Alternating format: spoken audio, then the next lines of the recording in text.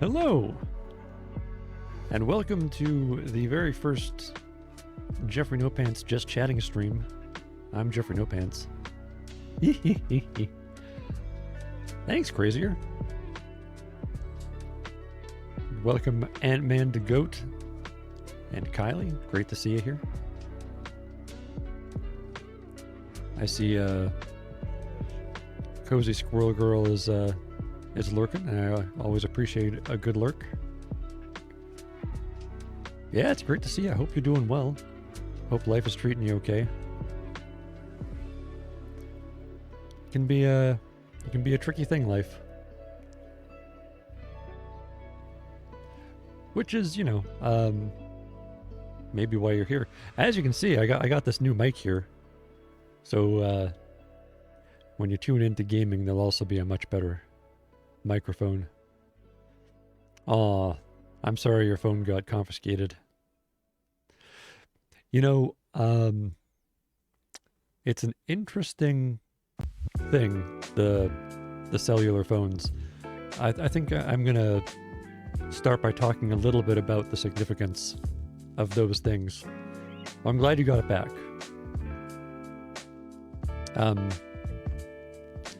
You know, I don't know if any of you have seen Doctor Who, but there's this race called the Ood, and they're pretty freaky looking. They kind of all look like Cthulhu.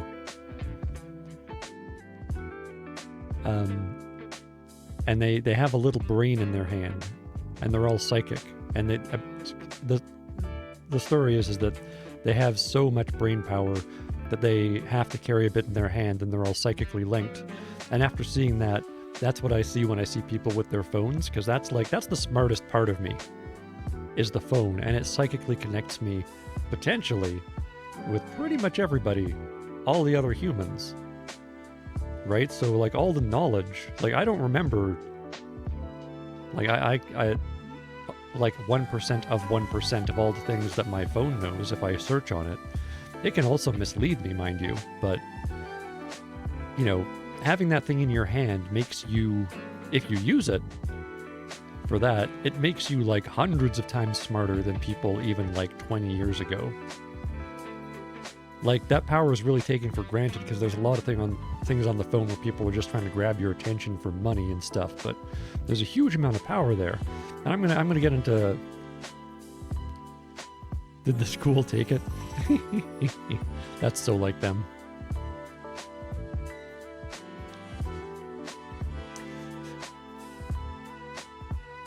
Well, you know, they take it away because they're worried. Oh, your dad took it away? Yeah.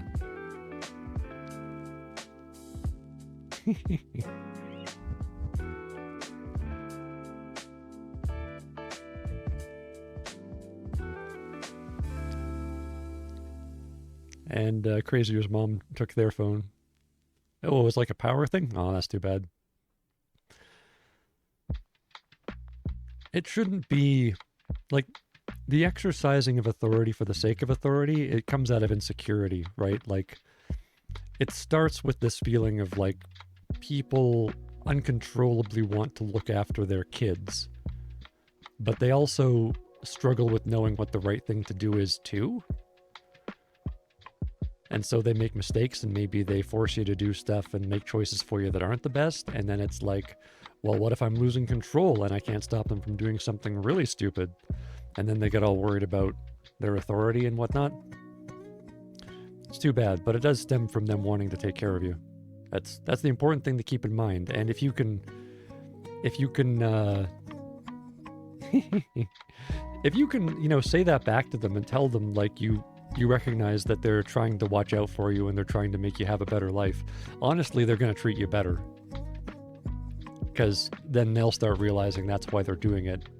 And it'll be less about, and like you can say why, like even tell them why you think the punishment is a good idea. It's kind of like when you're spinning out in a car, you counterintuitively turn into the skid. It's the same thing with like getting punished, either by like any authority. It doesn't even matter if it's your parents or not. Like you tell them how you see that their intentions are good, you know? And of course, that gives you some credibility for when their intentions aren't good. When it's like, you got to respect me because I'm big and mean, now give me your money. Like, you don't respect that.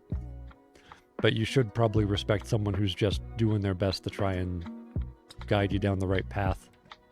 As far as they can see, because, I mean, what the heck is the right path, right? It's a tough thing to figure out. So that might make them panic a little bit while they're doing it. But I'm going to get a little bit into the history of why cell phones are so cool. For most of human history, I've studied a lot of history.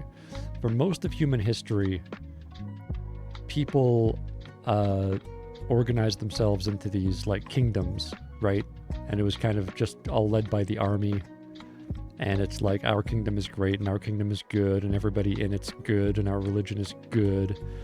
And, you know, whoever the king and the army say is bad.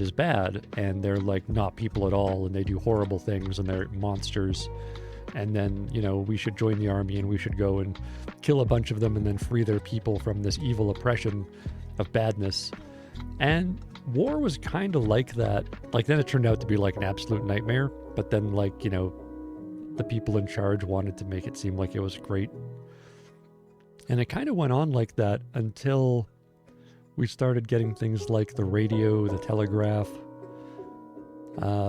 newspapers. And it started to sneak in that the people we were having wars with weren't actually bad. Like, they were saying we were just as bad as we were saying they were. But it turns out they were all just a bunch of people living in these kind of like kingdoms led by armies who said everyone else was bad and they wanted to expand their governance. And so that kind of crept up, and then TV doubled down on that. And there's this huge divide starting in the late 40s after World War II. The Nazis started doing it first, where they started really trying to control what people saw on TV, so they'd really believe that they were good and right and pure, and everything the state was doing was the right thing, and people in them other countries were wrong. So we got to go and take them over to, because it's the right thing to do.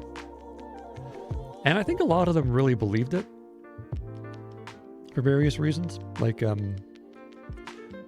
there was an interview with Hitler and his council, like Goering and Goebbels and all them, where a reporter asked him, like, are you actually planning on exterminating the Jewish people? Are you, like, killing people because they're Jewish? And Hitler's response was, I promise I would never kill a Jewish person that didn't deserve it. And they all laughed. And that reminds me of a lot of people who think that their biases are correct these days too, where they think it's funny because it's like, of course, you're just wrong that those are people too. We're the right ones, and we're going to go and, make things right everywhere. Another dimension to that never gets talked about too is that there was actually a lot of very wealthy industrialist and manufacturing and trading families in Germany who kind of installed Hitler as a figurehead because they wanted an empire back, because they lost that empire after World War I. And then they lost control of him because he was in charge of the army and he was too effective a figurehead with all that control of the media. So, whoops. Accidentally destroyed their country, trying to make their country bigger and more powerful, like they saw people like Britain and France doing. And, a lot of the evil people you see in charge today, like Putin, it's actually backed by a lot of other billionaires and rich people who think they have something to gain by having that kind of person there for them. Hitler was no different. It's just not talked about a lot.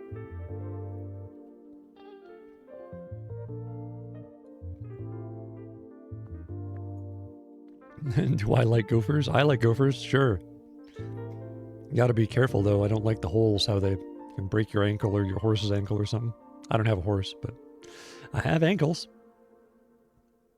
But, gophers gotta live somewhere. Jeez.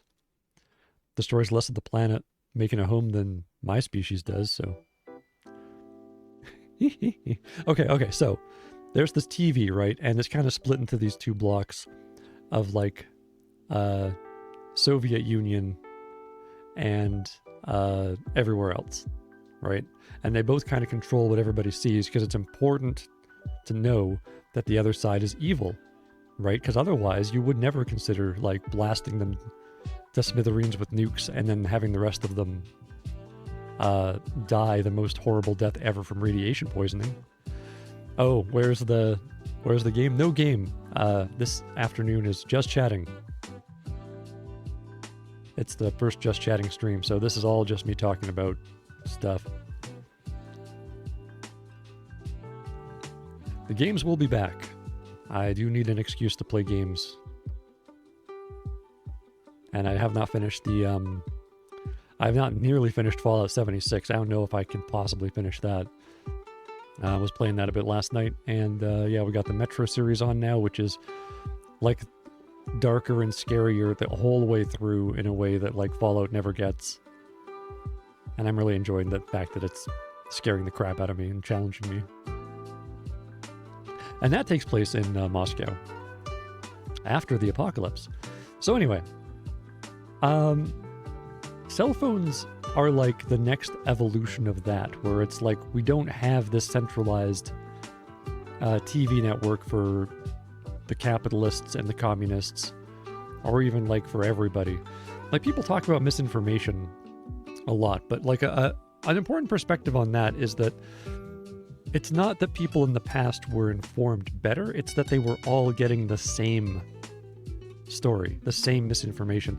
This is the thing I brought up on the stream before, is that everybody is constantly lying a little bit because life and reality is infinitely complex and it's constantly changing, and there's more factors to take into account than anybody possibly can. Maybe a supercomputer will someday, but it's not nearly there yet. But a human being certainly can't. Like, a human being gets these little snapshots of a few things, and then, like, starts applying those to future little snapshots and starts trying to pick up patterns. I saw the new AI. I've seen a bunch of AI. Some of it's really good. Yeah. Yep. Y'all better learn how to use AI. Because I'm starting to use AI more for some stuff. Because if you don't, you are going to get outcompeted by somebody who does use AI. I'm not worried about AI becoming sentient. I'm pretty sure it's just going to supercharge people to be even more productive individually. Which, I mean, one way or another is going to mean a lot of people working a lot less. I really hope that we manage to vote in some people who make the right choices for how that's going to look. It's going to make people lazy.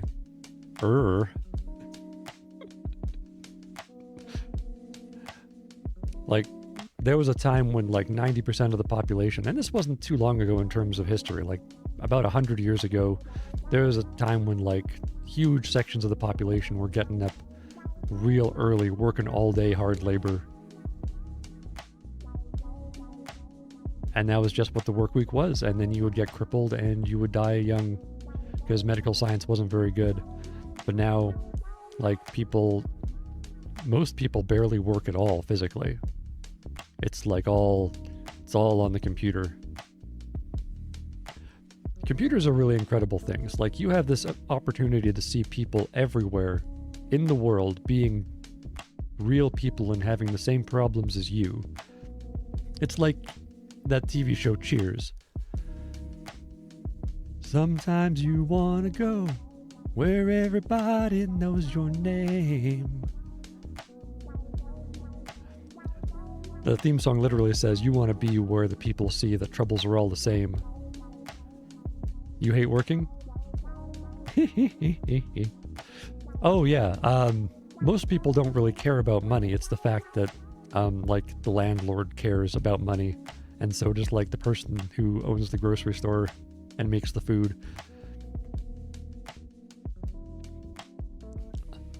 The way that you should care about money. Well, you know, there are ways to go out and homestead in the countryside, but it does also require a certain amount of money. But you would find that it's actually more work. It's more empowering work. And I'll say this for being empowered. If you don't, like, the way you should care about money is that it represents value, right? Like, it used to be that people would just like trade chickens for like cut lumber, and that's how people specialized, right? Like, you could trade some chickens for some bread, and then like you could be the one that made bread and you could trade that for like everything else you needed. But then it started getting complicated where people had these really big shipments, right? And you couldn't fit all the things that people were giving you, and you didn't need it, right? Like, you have to actually need. Oh, don't worry, I didn't get any value till I was like 35, and I'm fine now. It's never actually too late to get value, crazier. FYI, that's a misconception.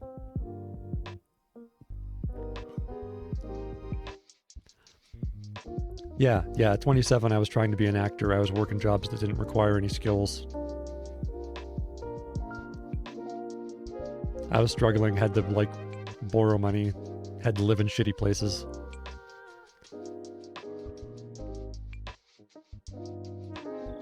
You have zero value at 67? Are you really 67, Ant-Man? I'd believe you if you said you were, but...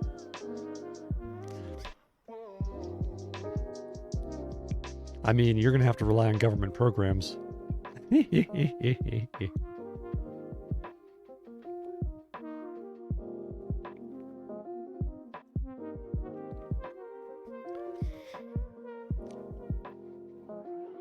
M6 or 7. I'm drinking caffeinated coffee, which you pretty much never see me drinking on the streams because it's too late at night for me to drink coffee usually. Ooh, the sun just came out. That's what that is. Yep, this is coffee. I sprung for the organic coffee.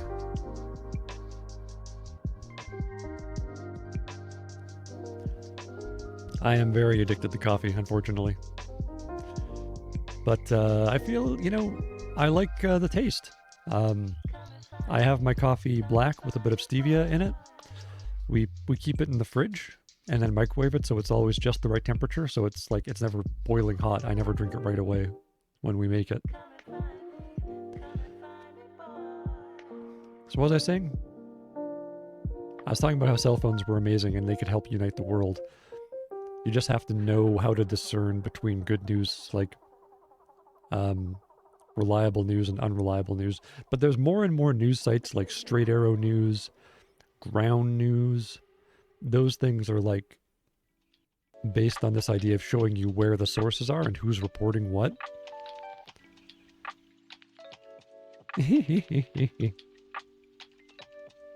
You're gonna go eat enchiladas? Good plan. I loves me some enchiladas. That's for sure.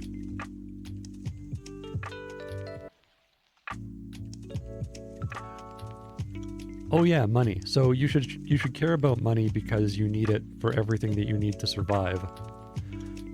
But only to that extent. So you do need that money. The trick is to find something to do with your time that you find fulfilling and gives you money. Right? Like that's the trick is to not hate what you do. And a lot of times you're gonna kind of hate what you do before you do it, but not while you're doing it. Like that's kind of a trick of the mind where the most enjoyable times I've ever had as like a career was when I was performing on stage as an actor. But before you go on stage as an actor, feels like some of the worst times of your life. Like it's out of your control. The show's been set. You've rehearsed. Ain't nobody coming to save you. It's all down to you doing the right thing on that stage. But then once you get out there and you actually do the thing, after all that practice, I just remember the lines, I remember the actions, I feel the feelings, the audience feels the feelings, the other actors do, and we all kind of go on this storytelling journey. Whoa! Thanks for the follow, Dissa2, whoever you are.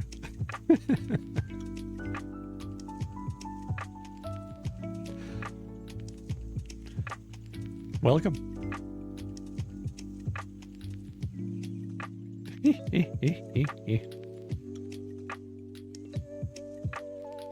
Oh, Dissa, you so crazy.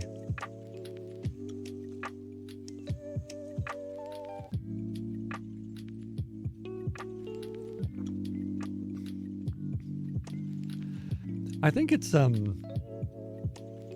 important to not put yourself down. Like saying that you're lazy is just not a good way to put it. Like, you can say things more like, I'm disillusioned, I'm sad, I'm tired, I feel worn down by what I've been spending my life doing.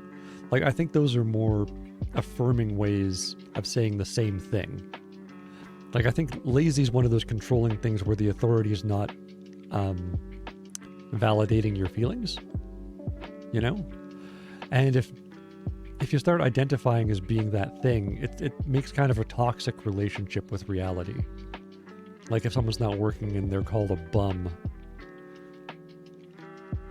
Or like a lowlife because they don't have a job. It's like, well, why don't they have a job? What made them hate working? Or what makes it so hard for them to get work, There's reasons for this. Cause and effect is a real thing. For everybody. It's not just like, oh, this person is just like that. Like that's just taking that's kind of willfully taking like a narrow snippet so you don't have to feel empathy. Like a lot of cruelty in the world is because people are empathetic but they don't want to feel empathy, so they got to blame the victim. Right? Because they don't want to hear the story because it's going to hurt. And then it's going to mean more work for them if they want to feel like they're a good person. So in order for them to feel like a good person, they gotta lie and say, oh, this person's just a shitty person for no reason. Like, some people are bad and you should avoid them, but you should understand that there's reasons for it. You know? And some people are bad in a way that's like unproductive, leeching. Maybe they feel like they're a burden and they can't even stop being a burden, and they know they are. Right? But there's reasons for that.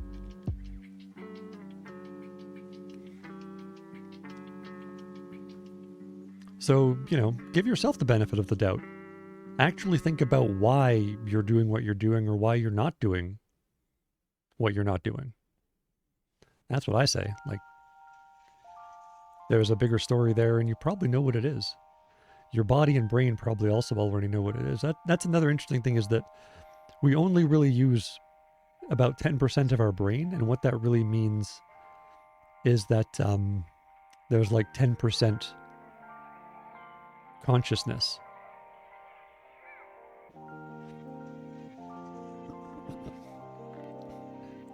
Brain is telling you to kill yourself. Why?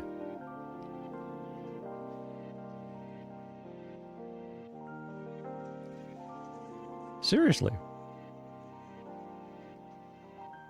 Like, what's so bad about life, Ant-Man? Is it... I mean, there's some things about life that are hard to get a handle on. Like, anything pleasurable you do, like delicious food, sex, drugs, video gaming, like anything pleasurable has diminishing returns the more you do it. Like, that's why there's this sickness in the world of people who have billions of dollars, but all they can think of is getting more money, right? Like, once you get past about 120K a year, there's nothing money can buy you for your survival. You've got it all. Bad things keep happening. And sometimes it's your fault, which you accept, but also sometimes not your fault. Those are the hardest to cope with. Yeah, I get that. Me too. You got robbed on Tuesday? Oh, I'm so sorry. That's a bad feeling. I've got robbed a couple of times, but never like my house. It was just like, you know, it was money, like a couple of nice possessions that like I left like a really nice knife with security when I visited my friend in a mental hospital, and the staff just freaking stole the knife. And then they just claimed they had no idea what happened to it. Anyway, I never carried a knife since then because I learned it was a bad idea.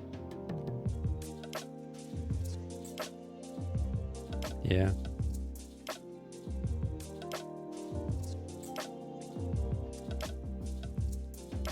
Aw. Man. I'm really sorry, Crazier. That's just awful.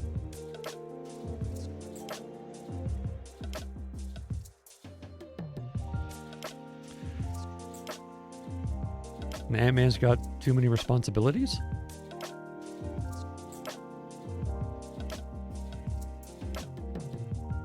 Well, my question, I suppose, to Ant-Man is, what's going to happen if you don't keep up with all the responsibilities? What's going to happen if you have to choose one or two?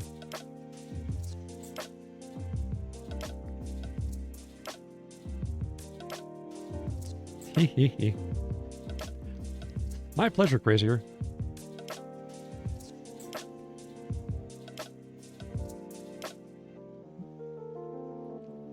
I'm glad my meandering thoughts are beneficial to some people.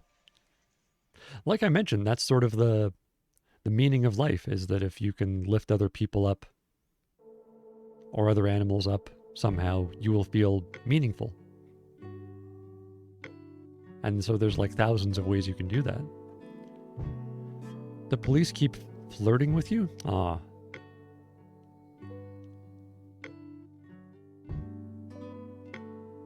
Yeah, that's disappointing. That's one of those abuses of authority right there. I've had disappointing interactions with the police, so have my wife, but...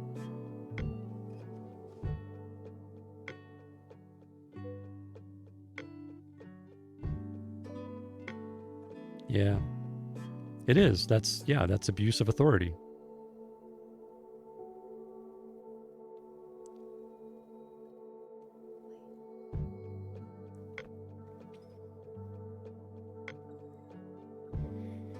You see, this is that's a thing that I'm hoping we have in the future, is more surveillance. Like, the thing that's wrong with surveillance is people can abuse it. So if one person's in charge of it, they can use it to, like, control people's thoughts and stuff, like in North Korea. But if a bunch of districts have access to it, like a bunch of, like, not just the police, but like police in like a whole bunch of other jurisdictions, the court systems, even citizens. Ant-Man never even met a police officer. But yeah, like, if we had some high definition surveillance, like, the things that's wrong with that is that things are illegal that shouldn't be illegal, basically. It's like, otherwise, what are you afraid of them seeing you doing?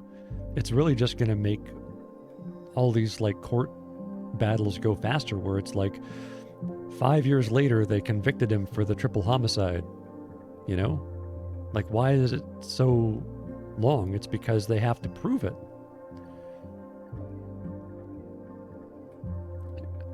It helps you in the end because you always had a thing about blindly following authority. Yeah. Like, blind loyalty is not a good thing. Like, this is a thing that I've learned, where a lot of people cope with life by either being too kind to everybody or too mean to everybody. So we find ourselves in this situation where it's like, it's hard to tell who to trust, right? And then we hear all this rhetoric that's very black and white. Things like I heard growing up, like, if you can't say something nice, don't say anything at all. And, you know, be kind to everybody, but also be loyal. Unfortunately, if you're that nice to everybody, you wind up getting used by people who are mean to everybody, right? Because they keep on being able to get things out of the nice people, and they don't care about monopolizing their time.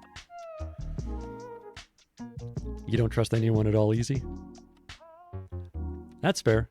I mean, people are the most likely to help you and the most likely to change your life for the better in ways you can't imagine, but they are also the most dangerous thing. Humans are the most powerful animal by far. Like, it's kind of ridiculous how powerful humans are. So they can really help you out, but they can really mess you over too. Both are completely true. So figuring out who to trust is important. But if you're too mean to everybody, you wind up having people who won't make you a better person. They'll just talk crap about you behind your back and keep on supporting you being who you are, which is not a good person. And everybody is going to just know you're a bad person and not trust you. Or if you're too nice, you're going to wind up enabling those bad people, and you're going to wind up being used by bad people. So what you want to do is figure out who you can trust and who to be kind to, and, like, if they're just accidentally shitty, and, like, because everybody is accidentally shitty sometimes. Like, forgiving. Yeah, it's okay, Ant-Man. Trusting people is important, but trusting the wrong people is also terrible. Right, like, that's my point. Is that you need people who will give you the honest feedback that you can listen to. Like, people who say you're a bad person because you like Nickelback. Or you're a bad person because you like superhero movies. Or, like, you're a bad person because you don't, like, do this thing that I do. Like, there's a lot of harmless differences where it's like people discriminate for, like, those people aren't, I don't think those people are good. I think those people are cliquey and want to sort of have a blind loyalty. There isn't a single person that you trust completely? Oh. Well, you know, everyone does change constantly. Like, that's a thing that's another lie, is that people don't change. If people didn't change, we would all be daisy-chained, drinking out of boobies and screaming and pooping ourselves all day long. Like, you can see that everybody has changed a lot since they were born. And it doesn't stop. It slows down as you approach 25, and then after 25, it takes a while. It can take some work. You're not the same person you were 1 minute ago? Good. You know, I've also heard things like people don't change because they hear an argument that convinces them. But that's not true. Like, maybe some people are so closed off and so scared of changing and so set in their ways that they are like that. But there's a lot of people. I think most people want to hear something to make them change for the better. They don't know necessarily what it is. It happened to me a bunch of times, right? And if what I'm saying on my streams is helping you at all, then it's happened to you. So it's worth it to help the people who are open to that, I'd say, and people who who tell you should give up on it. I don't think they're your friend. You know, like, they might be your friend, but because they're not their own friend, they might be dragging you down too. They might be telling you to give up because they gave up, and they either don't want to see you succeed because that'll make them feel stupid for giving up, or they don't want to see you hurt. Like, it's probably both. But like, I was a very different person until I was 32.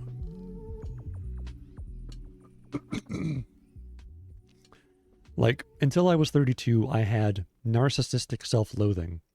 I inherited it from my parents. It's a thing that could get passed down psychologically, and they say there's genetic factors, but I think it's mostly psychological. Honestly, like, the human mind can change a lot. Like, that's why we've you might have noticed the humans kind of dominated the globe in a ridiculous way compared to other animals. We've changed environments everywhere to a ludicrous extent. And that's because we're that adaptable.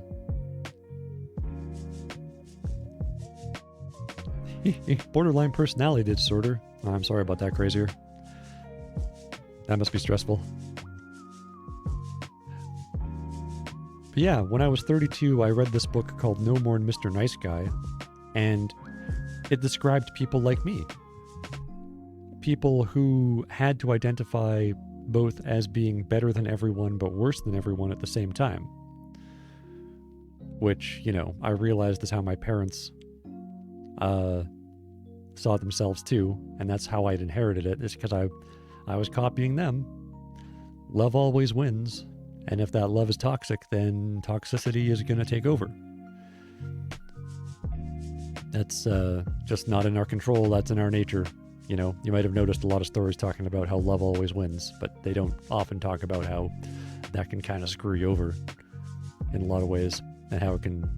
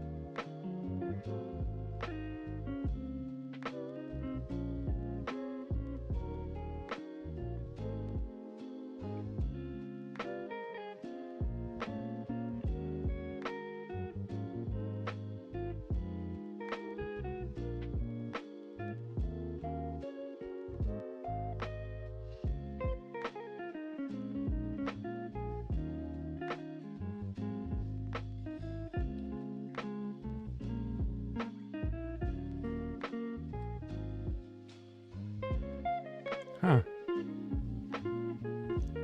Why would that be doing that?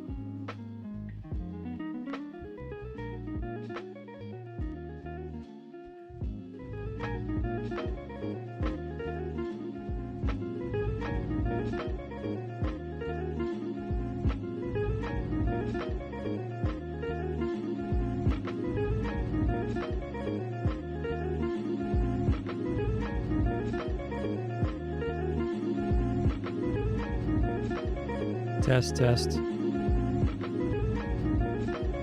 Test, test. Okay, I think we're back. Jeepers.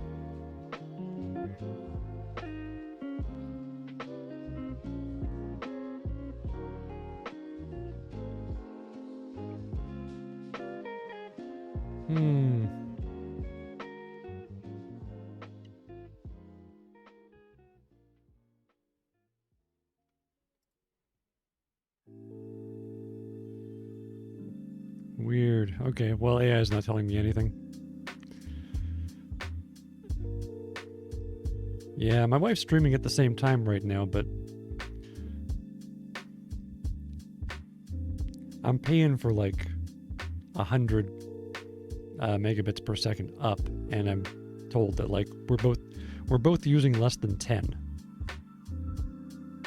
So I don't know, some sort of connection issue between here and where y'all are, between me and Twitch, because it's saying my stream is unstable because my bitrate's too high, but that's not my problem because all my software, our hardware, and internet connection's supposed to be good, so I guess there's something Twitch doesn't like about it. Anyway, sorry for any interference.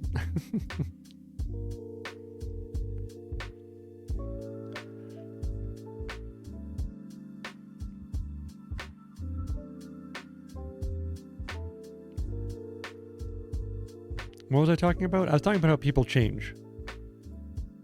Right. And how what you tell yourself about yourself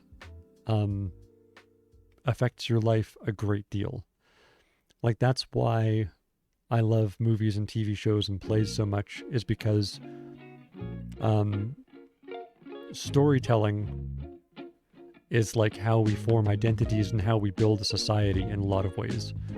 Right? Like, even if it's not a movie or a TV show or a book or whatever, it's a story you tell yourself. Like, if you think back to what I was saying about the Soviet Union and the capitalist world were like making people believe reality was a certain way by controlling what they saw and heard. Like, they tell themselves a story in their head. And that's what sort of defines reality. And that's kind of like where the channel name comes from, right? It's like, why are we obsessed with men wearing pants? And if a man wears a dress, suddenly he's a cross-dresser or he identifies as a woman. It's because like lots of people identify strongly as being men or women, and they identify other people as those things. But why is it that like a man can't just wear a dress and still be a man? Right? Like it used to be that women only could wear dresses, and if women wore pants, they were a cross-dresser. They were acting like a man. We had to go through that. It took a few decades. But now it's normal.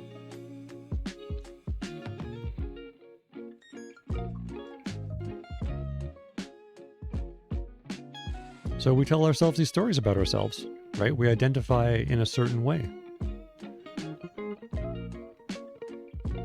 So I think it's important to be honest with how we identify with ourselves, and then maybe think about where that comes from, and then maybe think about, would identifying as something else make me feel better? Would I enjoy life more if I was more empowered? Here's like an easy trick. Make sure you're deciding to do things. Like a lot of the problems in life are bad because they're out of our control. And there is a lot of stuff that's out of our control, but there's stuff that's in our control that we should just acknowledge that's in our control. Like if I'm sitting down to play like a tap game on my phone while I'm listening to like a psychology lecture or something, I'm going to consciously decide to do that. I'm not just going to let it happen and then berate myself that I should be doing something more productive. And that way, like I can schedule in the productive time and say, I'm choosing to do this at this time. I'm choosing to do this at this time.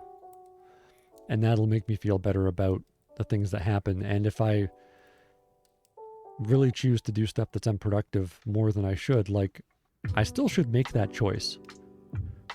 Like, you know, committing to it, even if it's not really a success, will make you feel better about your life. And ultimately, you're going to make better choices because your brain's going to get in the habit of making the choices.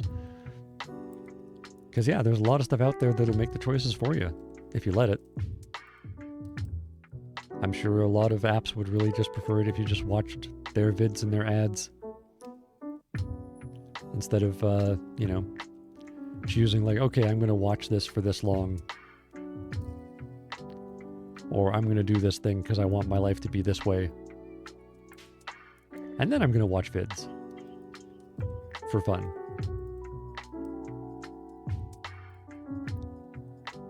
I don't know, can y'all still hear me? I'm all worried now that my stream's not coming through.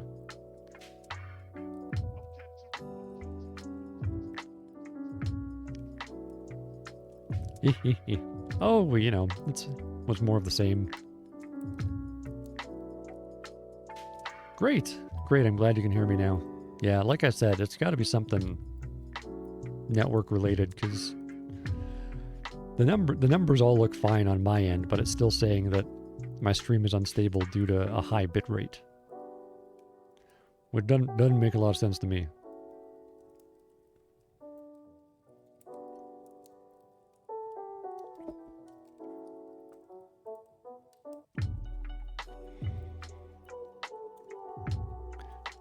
So yeah,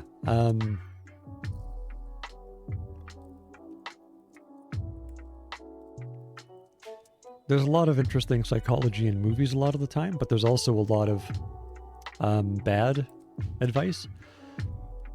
Like, I've met a lot of people who... Oh yeah, you're welcome, Crazier. I really hope that you find things to be grateful for and beautiful moments. I know that it's terrible to lose things that are important to you. I used to have way nicer stuff than I do now. Like, I used to have like big pieces of art and like really nice glass furniture with metal frames and stuff, a 4-poster bed, all this stuff. Dining room set. It's all gone now. Over the years, got damaged and then had to be sold secondhand for way less than I bought it for and stuff. But, you know, I'm grateful that I got to have that stuff while I did. And I'm grateful that I have the stuff that I have now. And I'm also grateful for all the nice moments that I have. Like, I'm grateful for that coffee I just drank. Like, that's not a given. That's like a luxury. And I get to enjoy that every day. I get to do this stream. I can do that. And I don't have room for a dining room table, but I bought this mic for a similar amount of money as like a pretty nice secondhand dining room set. So I get to enjoy that. Like there's different things to enjoy, even if we lose things that we think define us as people in ways. And I know it's harder to do that when you're closer to the loss and when it's not within your control. Like, I didn't want to give up any of that stuff. But, yeah, I think gratitude in what we have, and it's hard accepting loss. Yeah. You have a hard time being grateful for what you have? Well, like most things in life, it comes with practice. I had to kind of force myself to do it for a while. I spent some time looking in the mirror and saying, thank you for doing this and thank you for doing that. Telling myself that I love myself in the mirror, that sort of thing. Like, I spent time doing that every day for a while before I started being able to just be grateful reflexively. Yeah. Focusing on the losses.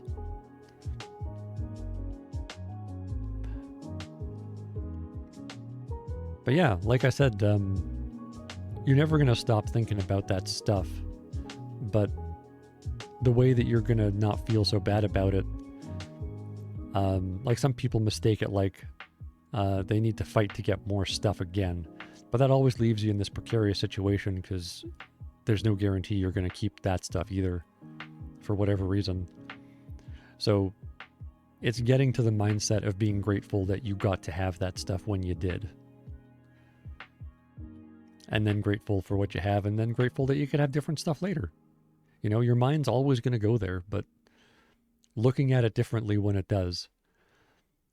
Like, the thing that you're really upset about, I think, is the violation of your personal space. And, like, the fact that somebody got so screwed up that they decided that it was fine to victimize somebody for whatever reason. Like, they felt they could and they should. Like, that's the real bad right there. It's not like the loss of the stuff is not as bad, in my opinion, as the fact that you got brought into somebody else's toxic life. Right? Like, can you imagine being so messed up? Like, I've felt almost this messed up. It was around the time that I was reading the No More Mr. Nice Guy thing. Like, I was having such financial difficulty and I felt so abandoned and alone that I really was considering, like, stealing things, right? Like, there's, like, hating the world and the bitterness that you have to feel like you should take something that's not yours to make up for your own financial difficulties. Like, you have to not feel empowered to improve on your situation. You always have to be really, really, like, screwed up inside. Oh, well, I'm glad you're changing your life around crazier, for sure. Like, giving into that stuff, giving into bitterness. Yeah, finding the beauties in life and in nature. That really is, like, even when people have practice through photography, cool. Well, feel free to share any pics you have on the Discord too. But yeah, like, all having enough money will do for people. Like, there's like a couple years where you're like extra happy because you're not having that drag on you anymore. But basically, after like a couple years, everybody who gets 120 grand a year or more, they get used to it. And it's just all the other problems that they have come back and are just take up more of their time. And all they can do too is be grateful for the moments and the beauty that they have. Like, I have a little apartment and a shitty car and like, by no means a high standard of living, but all I could do if I had a big house and a big car, a lot of money for like family and like education and stuff, and like total financial freedom or whatever, all I could still do is just look for those moments to be grateful for and look for what's good in what I was getting, you know? Like if I don't cultivate that skill, I'm never going to be happy no matter how much stuff I get. Because I'm going to get used to it and then I'm going to like that's what Squid Game's kind of about. I don't know if you all have seen that, but like people that never learned to appreciate what they had, just looking for a greater and greater thrill.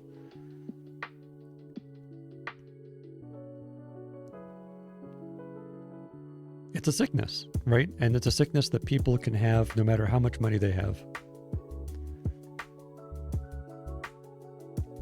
There's like, I say the smartest thieves in the world. Like there's people, the dumbest thieves steal stuff that isn't theirs.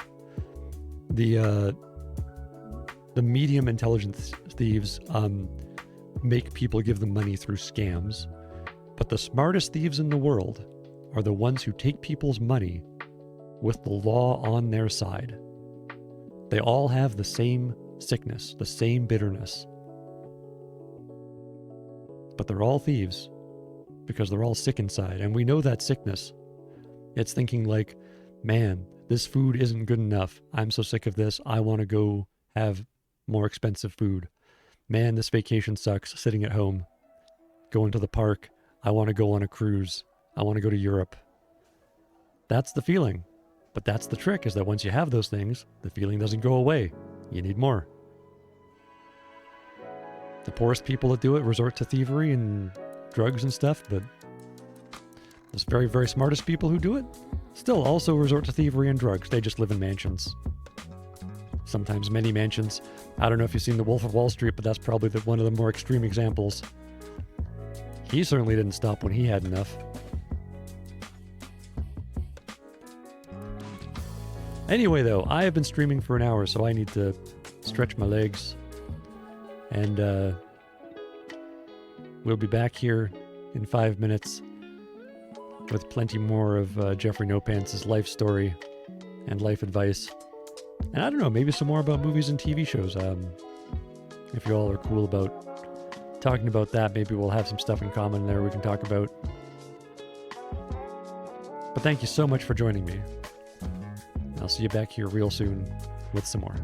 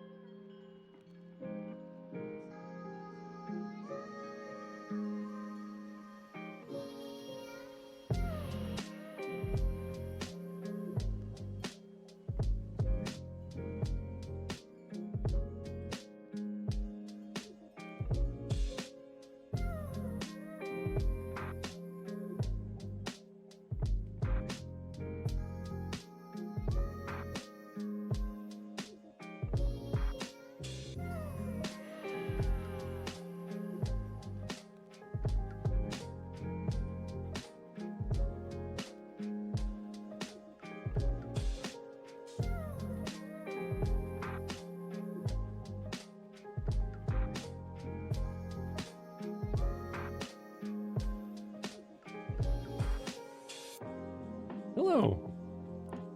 Sorry I'm a little bit late. I was trying to figure out what I could help with that stream quality issue. Found a couple of maybes that might help. Then I forgot that I was going to get coffee during this break. Because I don't normally stream in the afternoon. But we're back! Thanks for joining me, Jeffrey No Pants, for some Just Chatting. On this Saturday afternoon, also evening and morning, depending on where you are. It's great to see you.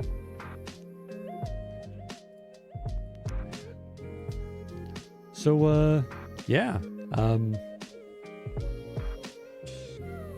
If you all have stuff you want to talk about, let me know. I'm going to ramble a little bit. It's so sweet of you to call me Peak. The secret really is trying to be authentic, right? Like, that's where it all begins.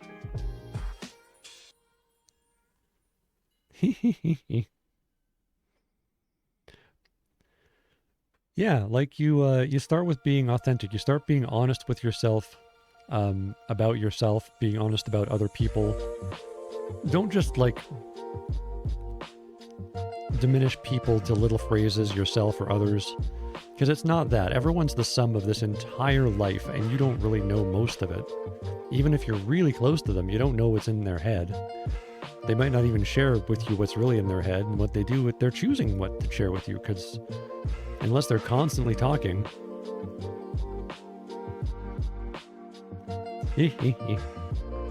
Yeah, that's right, Crazier. Like, if people don't like you, then it's important for us to accept that. And there is a lot of unfortunate situations where it's like, I like somebody, but they don't like me. And there's also, it's very awkward sometimes, people like me and I don't like them. It happens. And it's like, how much time do you want to dedicate to those people? One of the unfortunate truths is that also kind of, it makes you a worse person towards the people that really deserve your time and attention too. Like, that's what I discovered, is I thought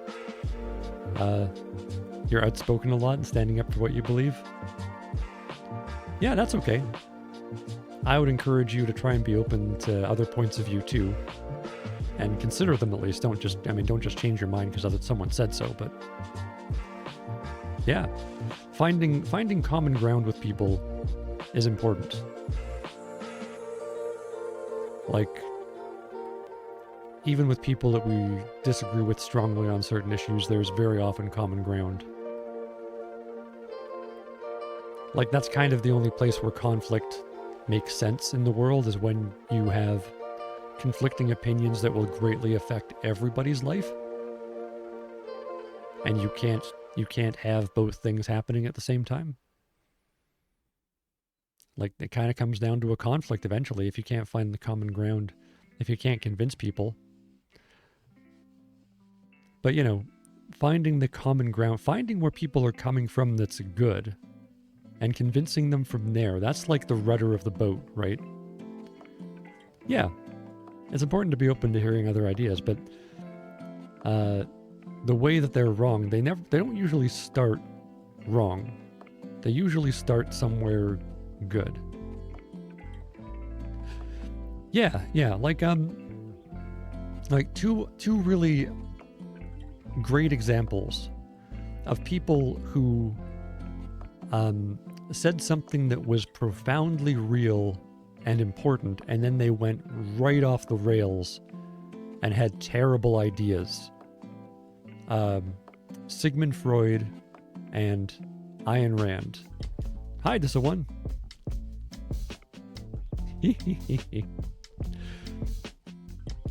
I got some more coffee. So,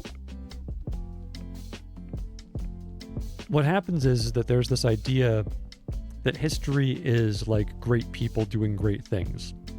And that's not in any way accurate. Like, whenever a great person does a great thing, it's always actually a lot of people. In the case of like inventors who work on their own they're always building off of all the stuff that came before them. That's the only way progress happens. But for most of them, like historical figures, politicians, generals, etc., it's thousands of people, sometimes tens of thousands or hundreds of thousands of people all doing stuff. But, you know, you can't have all their stories in the history book. So you just put the story of one person and you say, oh, so-and-so did this. Not really.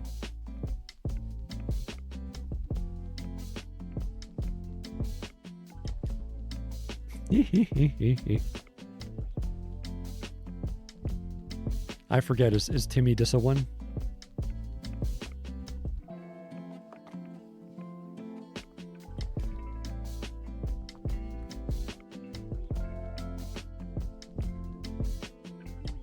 You like Mole? You mean the skin feature, or the animal that burrows through the ground? You watch Terrifier 2? Oh, neat. I have not seen any of the Terrifier movies. It was good? Cool.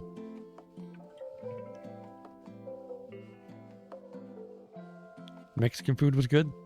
I agree. Tex-Mex is probably my favorite type of food. Oh, you didn't like Terrifier? Ah, that's too bad. I saw Alien Earth this week. I don't know if you've seen any Alien movies, Dissa one. I like some of the Alien movies, about half of them. And I thought this was a good TV show. With so much gore? Yeah. You need just the right amount of gore, right? It needs to be shocking. After a while, it kind of just feels like you're watching footage of a slaughterhouse. It's kind of just like, eh. But yeah, Alien Earth. If you like the Alien movies, especially like I like the first 3 Alien movies, and then like kind of liked 1 or 2 after that. But Alien Earth was a good TV show. It was boring. Just gore. Yeah, if you don't care about any of the people, like, it's not shocking. It's not a horror. Right? Like, I guess that's the difference between a horror movie and a gore flick, is a horror movie, you care. You feel things. Like, that's the difference between, I think, any good movie and TV show and a bad one, right? Is that you feel things. And I still have my preferences beyond that. Like, I don't like watching straight up dramas, because there is way more than enough of that in real life. I don't need any more of that. I feel those things already for real things. But if it's horrible things happening, you know, 200 years in the future, in an alternate reality. Speaking of alternate realities, also saw Fantastic Four First Steps. That was good. I really liked it. I mean, there were some things about the story I didn't like, but the setting and the look and the events were all very cool to watch. What horror movie should you watch? Have you seen Aliens? It's one of James Cameron's earlier works. I thought that was one of the best horror movies ever made. It's got Sigourney Weaver, Bill Paxton. But yeah, James Cameron, the guy who went on to do Titanic and Avatar, did a movie called Aliens. If you're easily bored, you might want to skip the first one, Alien. I had not seen Alien when I saw Aliens, and it didn't stop me from understanding everything that was going on. Cool. Yeah, totally you should see Aliens. Try and watch it on a bigger screen than your phone, if that's possible. With good sound, maybe headphones in the dark.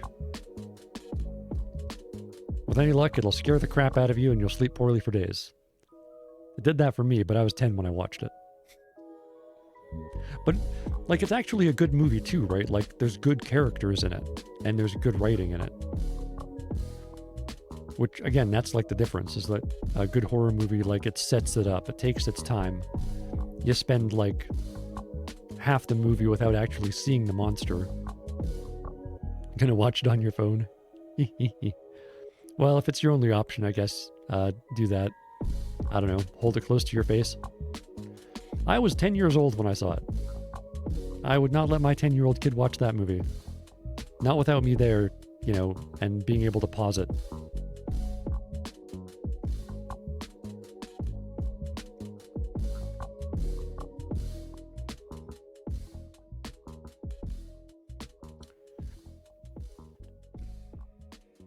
But yeah, my parents were pretty big into letting me watch stuff that was made mainly for adults. Not sure why. I think it kind of gave me a bleak outlook on reality, but kind of made me much smarter and gave me a better perspective. But I also had that narcissistic self-loathing I talked about earlier, right? So I couldn't really do anything with it until I was over 30. Oh, the strike is still going. I have moved on to doing voiceover work on it because 2 days ago, which is also the reason I'm doing this just chatting stream now, 2 days ago I invested in this microphone, which I hope to use to do professional voiceover stuff. And even if I don't, my streams are going to sound way better.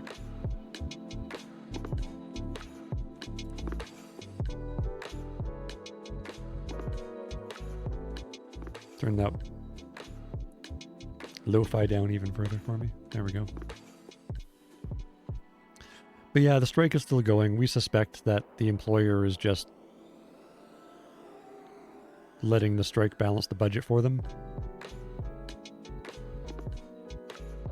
Like that's just my guess, which is really irresponsible because none of the work's getting done, but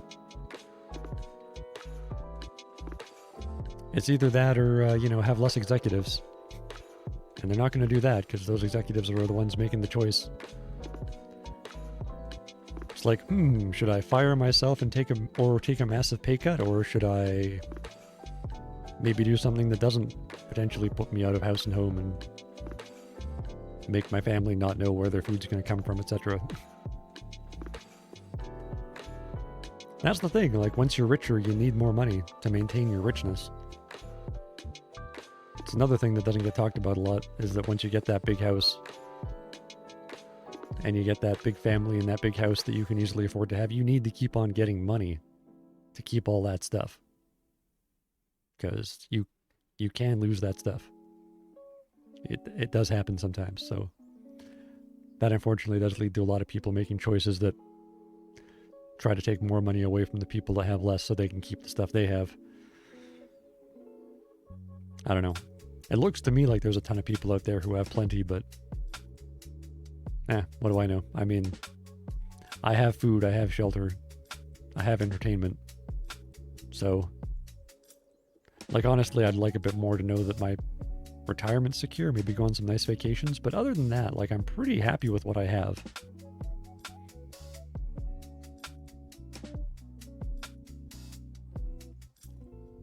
Got a soft bed.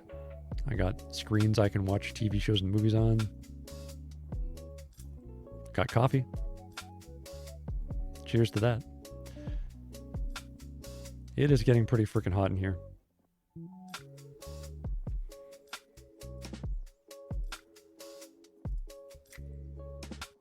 I might have to stand up for a minute and turn on the AC in the other room.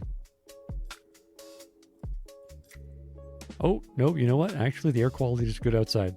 We were having forest fire smoke for most of the day. I am going to open up my door behind me.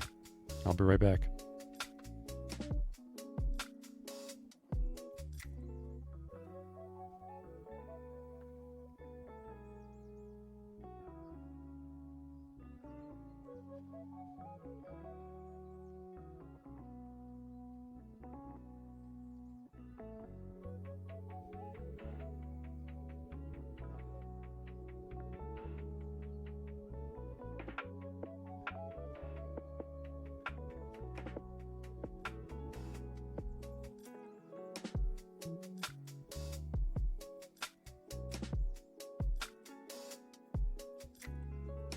And in bed.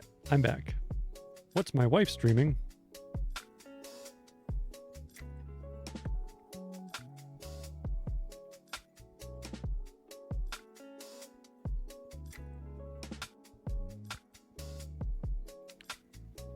My wife is streaming Dragon Song Tavern.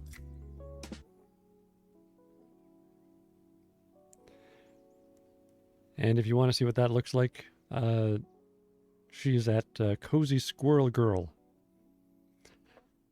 You'll know it's the right place because there'll be a little squirrel sitting in a couch in the bottom right.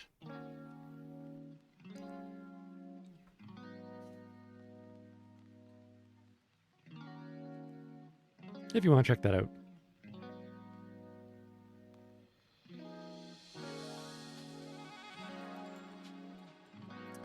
But yeah, like if I have a criticism of Alien Earth, it would be that a few times the music doesn't fit very well. But other than that, like, I straight up thought it was a very enjoyable TV show and a very good version of the Aliens franchise.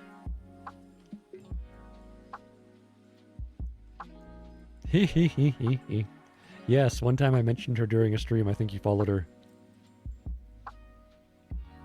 That's my wife.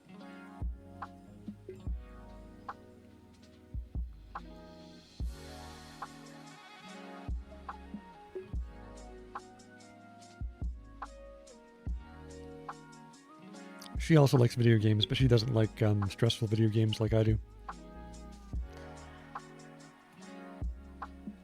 Like, it's kind of weird. The most stressful game that I don't know when there'll be a collab stream. That'd be fun. But,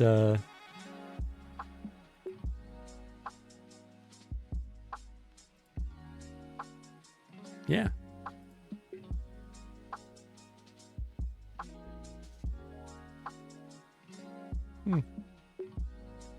It says my stream is stable. Sorry, I just looked at Twitch Inspector, because Twitch still says my stream is unstable, but Twitch Inspector says I'm fine, so I don't know. Yes, we both stream for fun.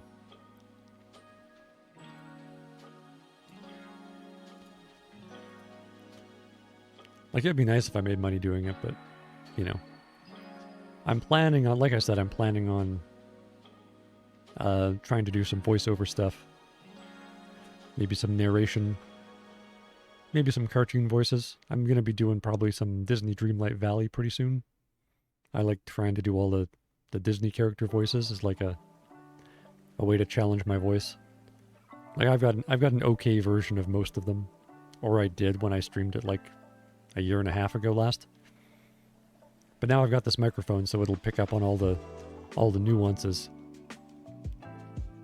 If you don't know what the Disney characters sound like, it'll mean nothing to you, but if you do like Disney characters, watch out for that coming up soon.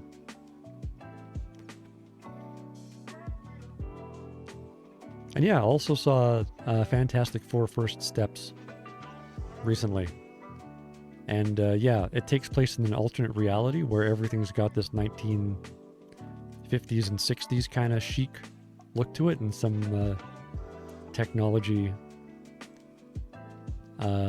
is more advanced and other technology is less advanced. Anyway, a lot of fun. Like what character?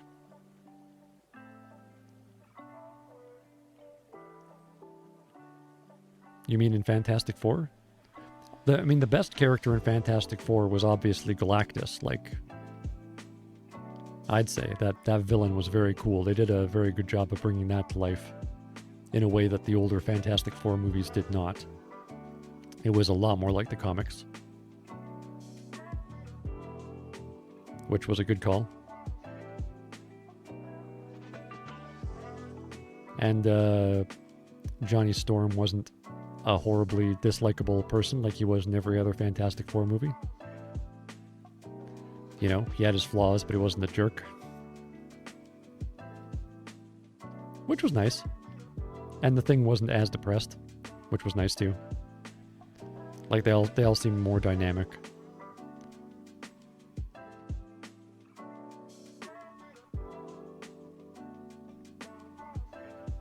But yeah, making a gigantic god character in a purple suit, they made that look good.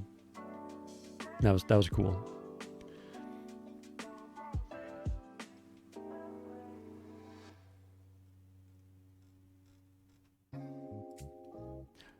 So, yeah, I figure I'll just, I'll talk a little bit about how I kind of got to be, the way that I am. Like, growing up, both my parents were teachers, and they were kind of obsessive about explaining everything to me. I got to hear a lot of lectures from both of them. And it made me very depressed because they were often talked about things that couldn't be changed and things that were wrong with the world. And I didn't realize until I was much older that this was sort of their way of being okay with being stuck in their lives where they were. Even though they weren't okay with it, they had a way of viewing the world that made it seem like it was just set up to be unfair, and so they were stuck in a place that was bad, but that made sense because the world was so unfair. And for a little while, I actually tried to talk them out of it, but they weren't having any of it. And it wasn't until much later that I actually started really working on changing myself not to feel that same way, because for a long time, I was kind of giving up on it too, because I was sad about the way the world was stuck. But the world's not stuck. The world is actually always changing. The thing is that a lot of power winds up going to those people I talked about earlier they have that sickness of never having enough. Like, what they have is never good enough. Right? Like, you have food, you have shelter, you have some socializing, you have entertainment. Like, at a baseline, it doesn't really get any better than that. It just kind of different stuff fills those categories. And there's too many people who have way too much, and then it's like they have to get a thrill out of like hurting people so they're better off too. Like, that happens at like all sorts of wages too, unfortunately. And the reason they victimize people is because they feel like their life is shitty. So if they can feel themselves making someone else's life shittier, their life gets better by comparison. And they get the control. They get the feeling of being in charge, not only of their life, but even other people's lives. Right? So what I did eventually learn and take on myself is that, we don't have to give those people the power. And when we give those people the power, we become more of those people too. Like, it's doubly bad. Like, that's why it feels like you're swimming upstream and why the world's never going to change. But if you just change yourself first, not to be like I was either too nice to everybody or flipped over and I was kind of shitty, right? Not those two extremes. Because if you're too nice to everybody, you always wind up enabling the bad people, because they'll take advantage of you. And they don't think they're bad. They just think everybody's like that. Or like some people are naive and and like the smart ones are the ones that'll use people. I'm sure you've met people like that who think that kind people are stupid. But yeah, I'm not going to live in a world where kindness is a weakness. I'm not going to take advantage of kindness. I might take advantage of meanness, but that's a dangerous game because those people aren't safe. And doing that will just make them even angrier and hurt more people anyway. So the real winning game to me is this using the internet to spread a better perspective, a better way of looking at life that's not so competitive. Tragically, it's a lot easier to unite people against a common enemy than it is to unite people just to make everyone's lives better. A lot easier. And that's why, it makes sense that that would take over the world, right? It's because if people are united against an enemy, they will fight and take over. Whereas if people are united to make each other's lives better, they won't be ready to defend themselves against that mob of people who's just full of hate and waiting to take over. So we're gonna get more people who are kind of tilted towards that. But like I said before, human empathy is inescapable. Like, that's a necessary part too, right? It's just, do I take care of my team to try and like dominate, or do I try to take care of everybody, just give some preference to myself and the people closest to me. Like, that second one is the one that's going to bring us world peace and prosperity, right? Like that first one of just like, we're going to take as much as we can and get as much domination as we can. That's a losing game for everybody, because we can't all do that. And if you do that, if you victimize other people, you're going to turn them into that more. But that other thing exists in us too. And that's where the wisdom and the right path to enjoy your life comes from, where you don't wind up, robbing people, assaulting people, figuring out ways to screw people over. No matter how much money you have, whether you're like, breaking into somebody's house to take their stuff, mugging them on the street, or you're an executive in a telephone company and you're trying to figure out how to trick people into giving you way more money by having terms and conditions that are like outrageously in your favor. Like, I can change the rate whenever I want. None of these things are guaranteed. And the whole idea that corporations are people and they take the fall but the people don't, like, that comes from the same sick place. Like, it gets taken advantage of by people with that sickness.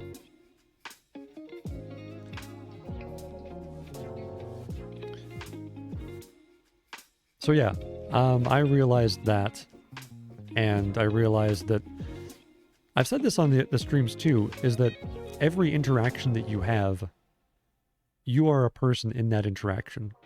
So if you think the world is full of bad people, if you can become a good person yourself, every interaction you're in will have a good person in it, at least one good person.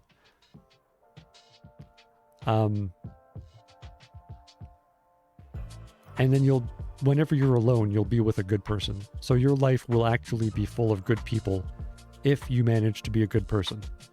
So literally your world will be full of good people. And that's a benefit that a lot of people don't get. Like, they don't understand because it's not advertised well, but the people in your life includes you. And you are actually the biggest influence on your life and yourself. So if you're a good person, your life will be full of good people. And you'll attract good people too. Like those people we talked about who they don't trust easy, but, people who are good and trustworthy. If that's you, you're going to build a network of those people.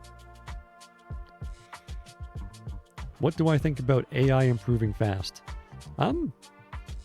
It's cool. I like it.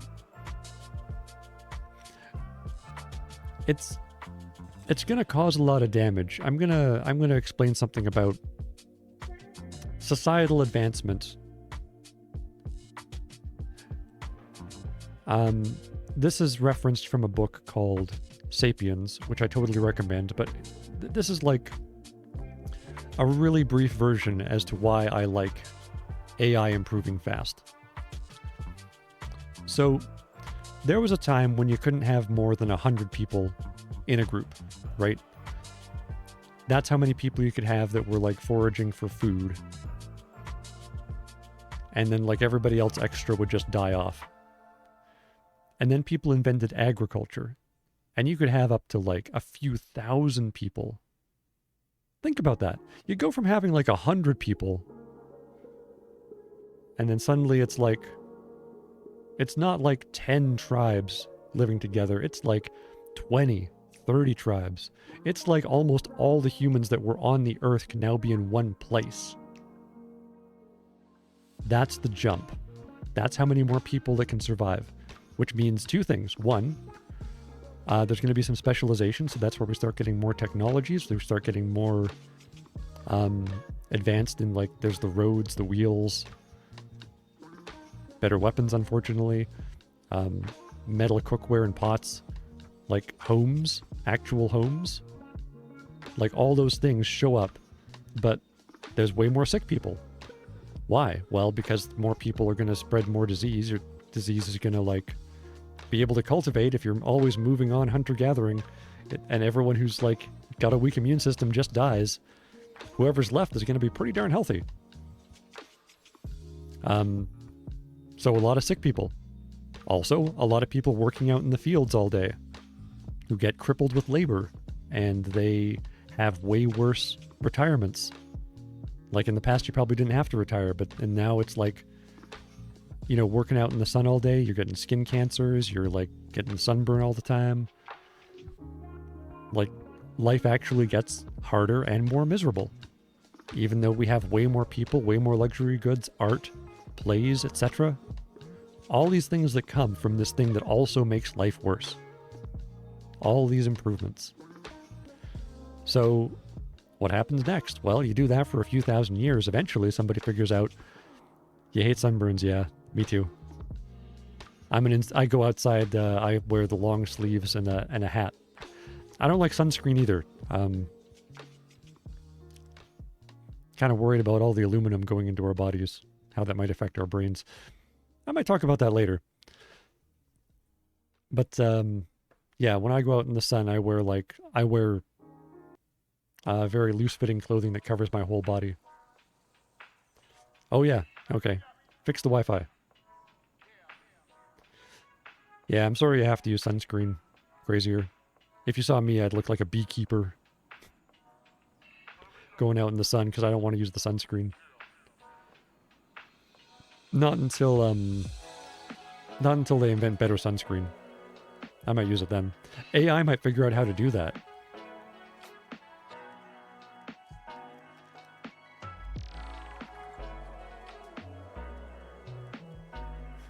Okay, so next major evolution in humans, right? Somebody figures out how to like use a screw to make machines do a repetitive task like a human. You can do that with a water wheel. Somebody makes a pump to drain water out of a mine. Like there's no water nearby, there's no river.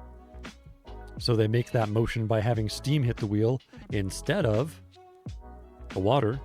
Where does that steam come from? Like boiling water from burning coal. All right. Soon you get trains, cars, electricity, all that. And suddenly, where you had like a few thousand people in each town, you have hundreds of thousands. You have millions. And by the way, at the turn of the 20th century, somebody figured out how to get nitrogen out of the air to fertilize the soil. We would have had like mass starvation if they hadn't done that. Unfortunately, getting nitrogen out of the atmosphere also allowed them to make enough gunpowder to, you know, fight more world wars because they were also going to run out of nitrogen for that. So, but here's the thing, with industrialization, people also became even less healthy, even more disease problems. Viruses have even more places to mutate and spread and grow. People work in factories getting black lung, getting mutilated by machines. Poverty is rampant because you don't need as many workers. Wars get way more destructive. We also get even more specialization, even more beautiful homes, even more artwork, even more media to consume.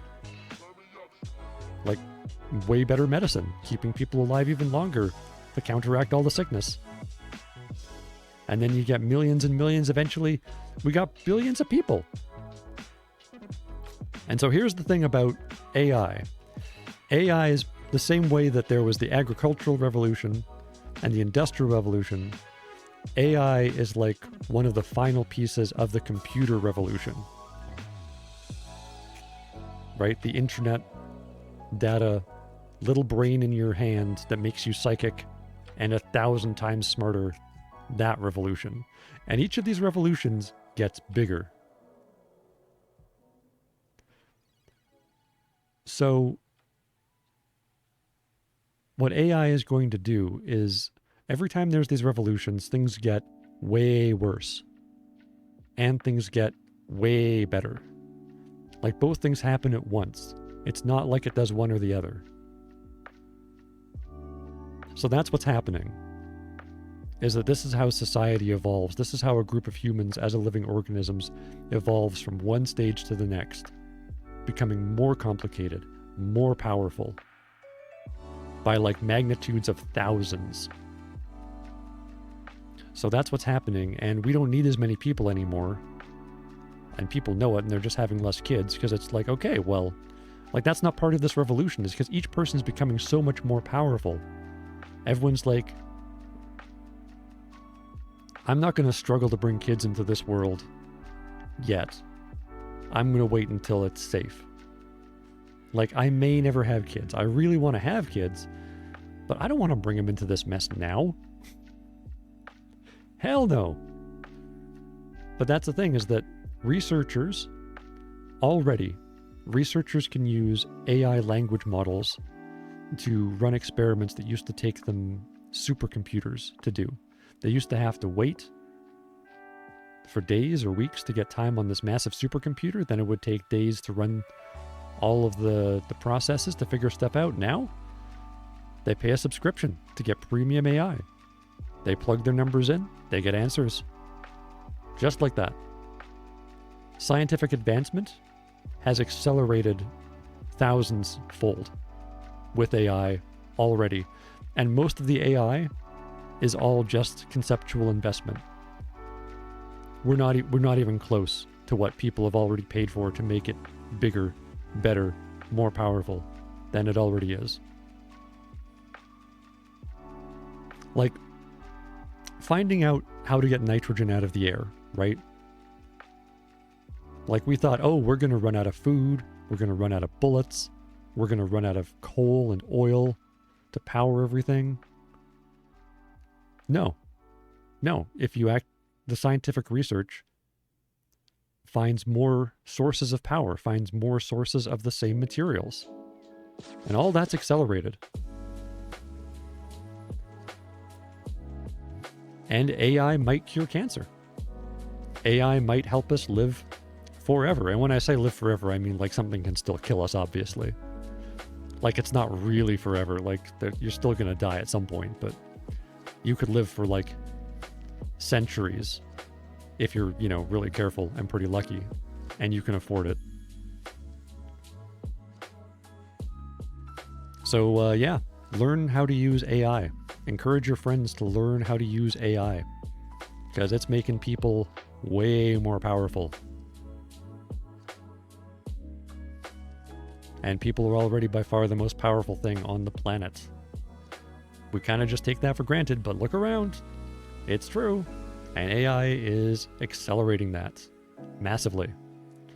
Oh yeah, but here's the thing, is that AI can also figure out solutions for the environment better than we can. It's smarter than we are. Already. Oh yeah. However, good news about the water supply. Okay. You know how the Earth is covered in oceans, right? But we can't actually use that for any of that stuff? Okay. Thing called desalinization. So far we've had it on land. And what happens is it takes a lot of power. And they'd usually burn coal, but it takes so much power to do desalinization because the water comes in, right? And then they got to treat a lot of the impurities out of the water. And then they got to force it through these filters to make pure water. And then they dump this salt back into the ocean, and that's terrible because it's super concentrated, shitty water full of way too much salt and all the bad stuff from the ocean, just concentrated badness. What they're making now is they figured out that if you go down... Yes. But what they have right now is prototypes.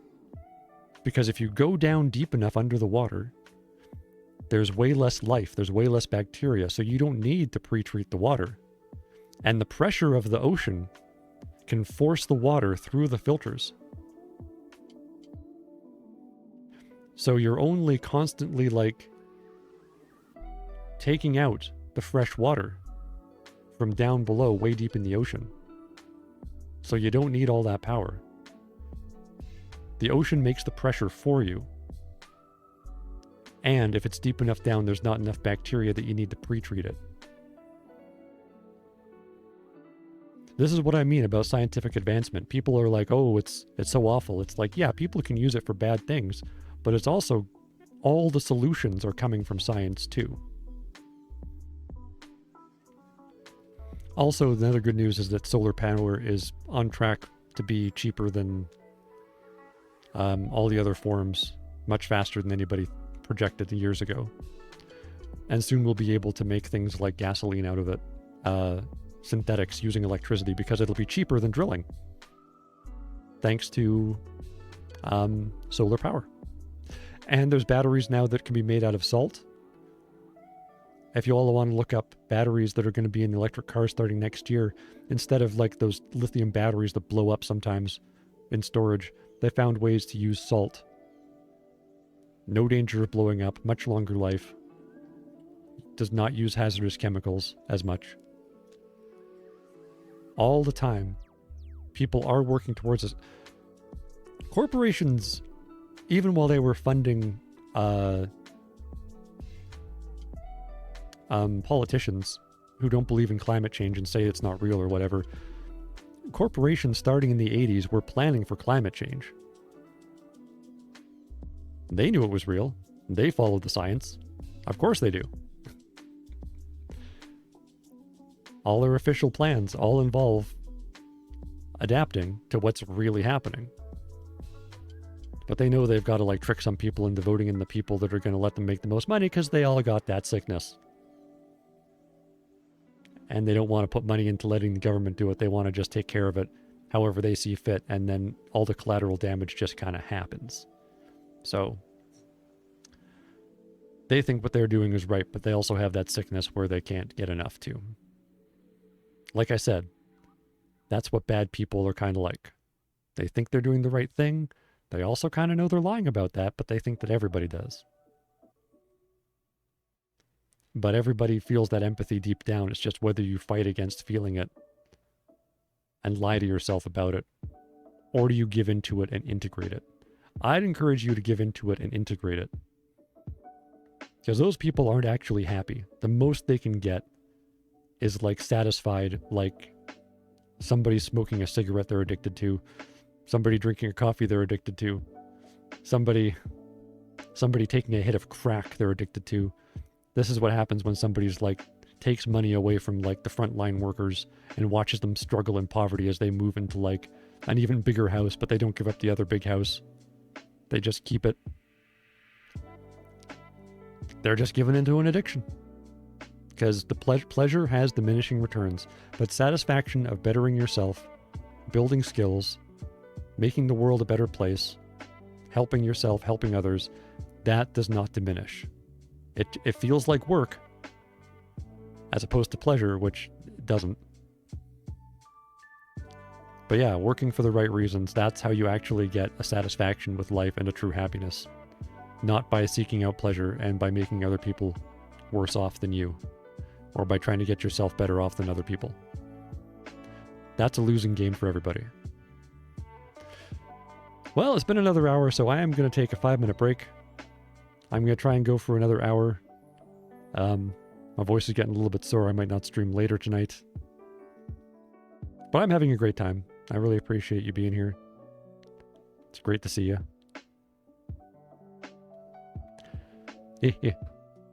2 viewers. It might just be me and you right now, crazier. Unless Twitch just isn't counting some people. Well, I see Ant-Man to Goat. That's weird.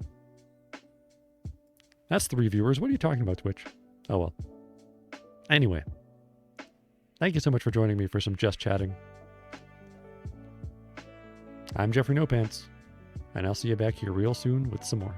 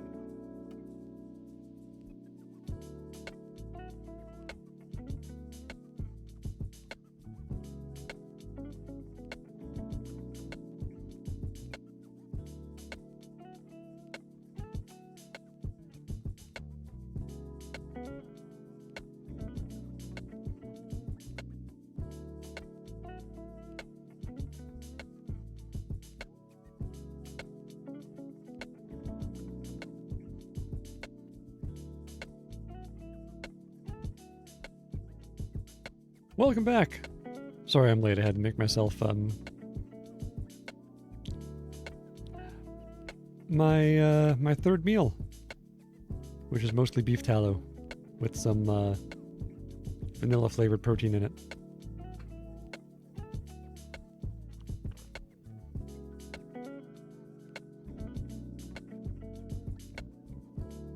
Did not have time to eat it during the break.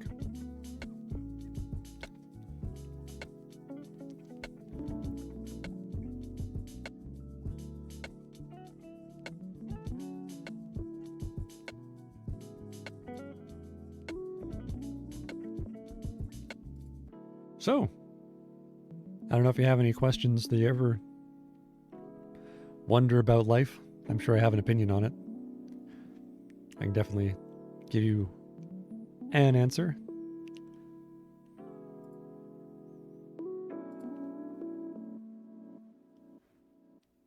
But one thing I can talk about is how TV shows and movies... Hi, Dissaone. One thing I can talk about is how, if you're looking for it, TV shows and movies that are any good, they all kind of talk about that sickness of being dissatisfied with life. Of thinking that life is, the goal of life is to be happy, and getting kind of addicted to being happy, and then they get diminishing returns, and then the bad things make them do bad things to other people just so they have the power rather than being the victim. Do I like horror? Well, I like good horror. There isn't a huge amount of good horror out there. Most horror, for me, kind of falls flat. Like, I watched a lot of it because I liked a lot of the concepts. Like, I watched all the Friday the 13th movies. I think the very best one is The Dream Warriors. Like, I felt the most scared and disturbed by that one. But yeah, horror is kind of tricky because you have to put in enough time and effort to make people care about the characters, and if that's not done well, then you're just bored waiting for the horror to start. But then if you don't care about the characters and the horror starts, you also don't care a whole lot about that. I think I like horror especially when it's from a different genre too. Like when there's more to it than just being a horror.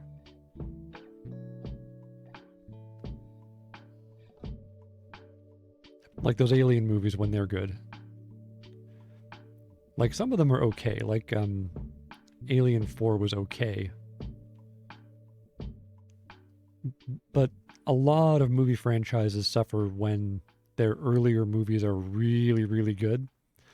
Because then when they do, like, a movie that's fine, later, people think it's bad because it's not as good. Right? Like, it's like that thing about the diminishing returns. If you don't have that...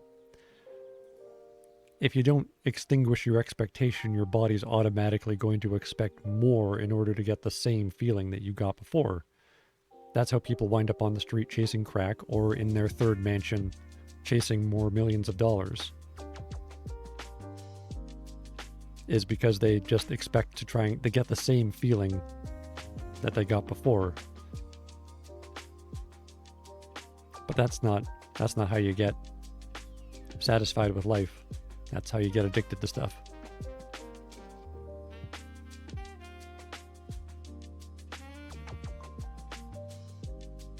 I take it you like horror though, Dissaone. Do you have a favorite horror movie so far?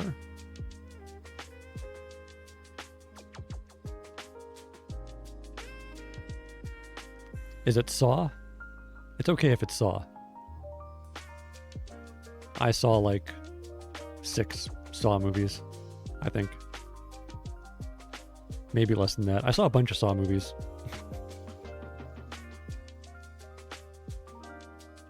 You like it a little bit? You're getting into it? Cool.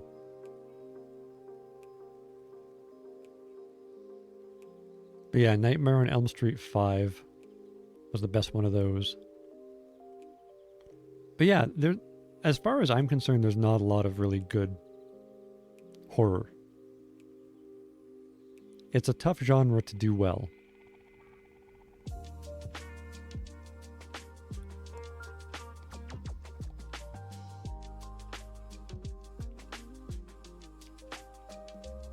Like John Carpenter's The Thing, especially the original one, but a little bit the sequel too. Those are horrifying because the monster is just so darn disturbing. And same thing with like The Fly 2. The Fly 1 was like a little bit of horror, but so much of it was just kind of a slow burn. It was more of like a drama with a little bit of horror in it. Am I going to do Just Chatting again? Probably not. I've said like everything I can think of off the top of my head. I mean, if there's questions, if y'all have questions, I don't know, maybe if you think of something and it's in the Discord, I'll start making a collection, and then when we get enough of them, I'll do another Just Chatting. But unless a bunch of new people start watching, I'm just going to be saying the same stuff. You're eating a Pop-Tart? Well, that sounds delicious.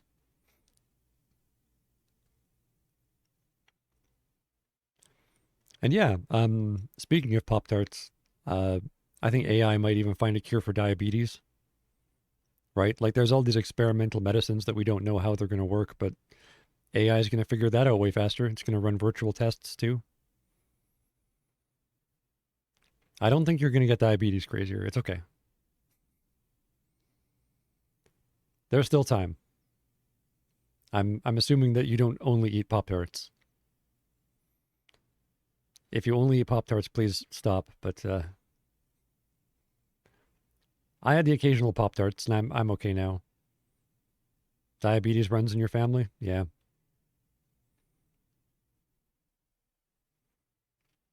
It kind of runs in the species.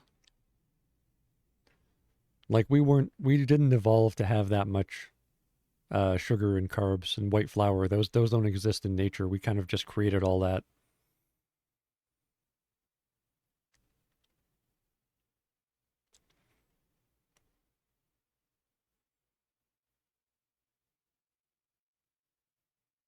But yeah, if y'all have questions in the Discord, we can maybe like I can do it Just Chatting sometime. You ate ice cream? Nice.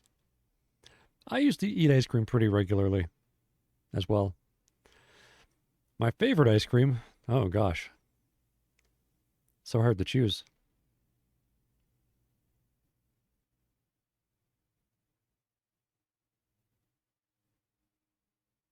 I mean,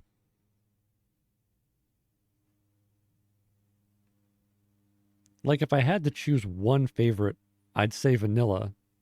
Like there's a reason why most flavors have that as a foundation. It's really good, and it goes with everything. But that's only if I had to pick one.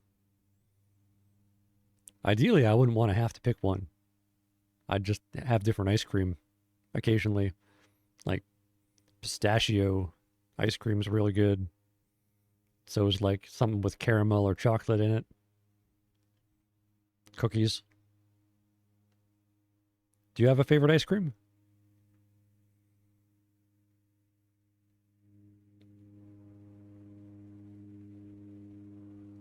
Hmm. Like I have this vanilla flavored protein every day, and I still recognize that this is like a great flavor. Kind of similar to having coffee every day. Like if it's good, it's good. Enchilada and ice cream.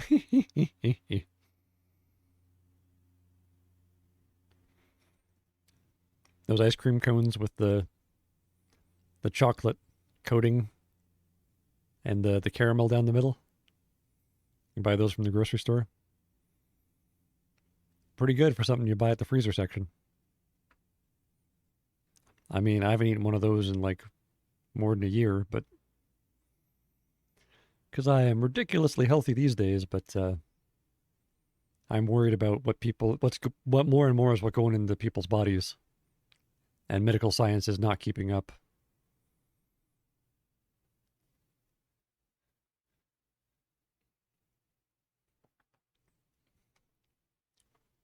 Ah, the Babybel cheese.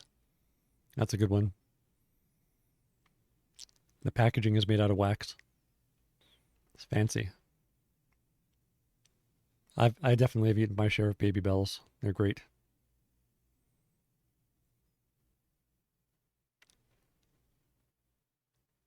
You never had Babybel cheese? Well, if you like cheese, it's a yummy cheese. Comes in these round wax wrappers, and you peel off a piece of paper, and the wax wrapper opens up like that, and there's a cheese inside.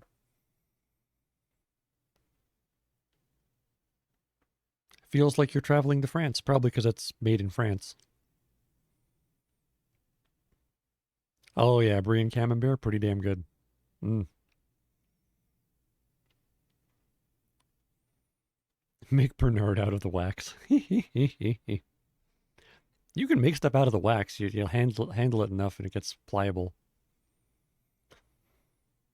You don't need to melt the wax to bend it. You can bend the wax even at room temperature, but if you like mold it with your hands, you can make all sorts of different shapes out of it. Which reminds me, that's one of the conspiracy theories I don't believe, where, sorry if this is a bit dark, but some people talk about how in 9/11 that jet fuel can't melt steel beams. Oh, yeah, I'll talk about college in a sec, but people saying jet fuel can't melt steel beams for the World Trade Centers collapsing, but they don't have to melt the beams. Like if you've ever noticed a blacksmith, they put the metal into the fire for a long time, and then they bend it and hammer it. And that's just with like coal or wood. So you don't need to melt the steel beams. You just need to make them soft enough that they can't hold up like 20 or 30 floors of building above it. And then it's coming down. Doesn't need to melt it. No, sir. It just needs to be hot long enough. Could have done it with wood or coal if they burnt it long enough. Jet fuel actually burns hotter than either of those things, and then everything else catches on fire too, right? Like all the other stuff in the building. So that argument does not make any sense. Another thing that makes sense. Yeah, exactly. This one. Some people say it's controlled demolition, but it doesn't make sense. Like you don't need a controlled demolition to do what happened. You could just have a fire. Yeah, and the way that the building was built was with the entire exterior was made out of metal, and then it had just metal in the very, very middle. It had a unique design where instead of just having a metal frame all the way up with all the floors, it had a metal frame around the outside and metal elevator shaft in the middle, and then all the floors were huge and open and just suspended. That's why it fell straight down. Is because of the way it was designed. It was supposed to make it sturdier, but it wasn't designed to be hit by a 747. Oh, the one that didn't get hit by anything? I don't know. Maybe they did a controlled demolition of one, but those two buildings coming down, like they didn't go straight down. They hit other stuff on the way down. So some buildings were compromised and might have had to be destroyed too, or it was compromised and then fell down. But you know,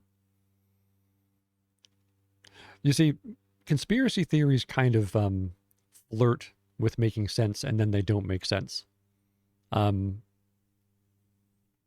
Like this is what I was talking about. I didn't actually finish my explanation about Sigmund Freud and Ayn Rand, but Sigmund Freud originally said that people's mental illnesses is caused by childhood trauma,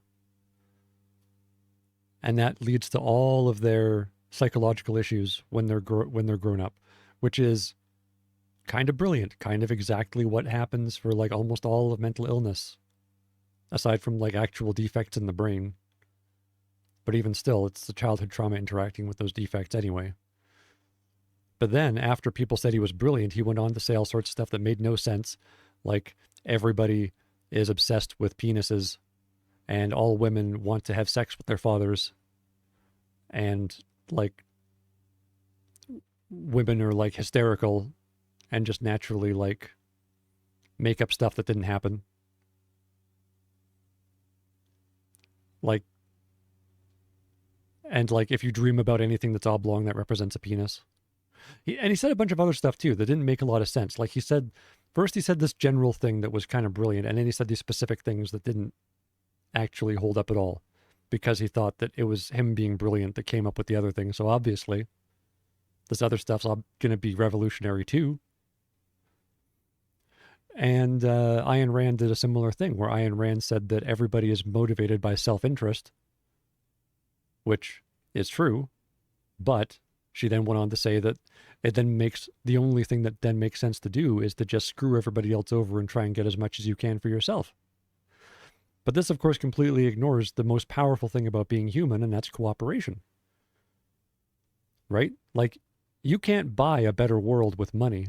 You actually make the world worse if you hoard too much money. It's actually, you get a better benefit for yourself by trying to make the world a better place, because you have to live in that world forever. Altruism is the smartest form of being selfish. Right? Like, she touched on something brilliant. Yeah, they don't need all that. They're still chasing the dragon. Money is their crack. They're only healthy because they can afford it. They don't have to worry about it anymore. Someone else will take care of all of that for them. I'm sorry, Kylie. I'm living paycheck to paycheck. I'm thinking hopefully I'll get some savings if I can do voiceover work on the side. There might be less streams during the week. I don't know if I'm doing voiceover work. We'll see. But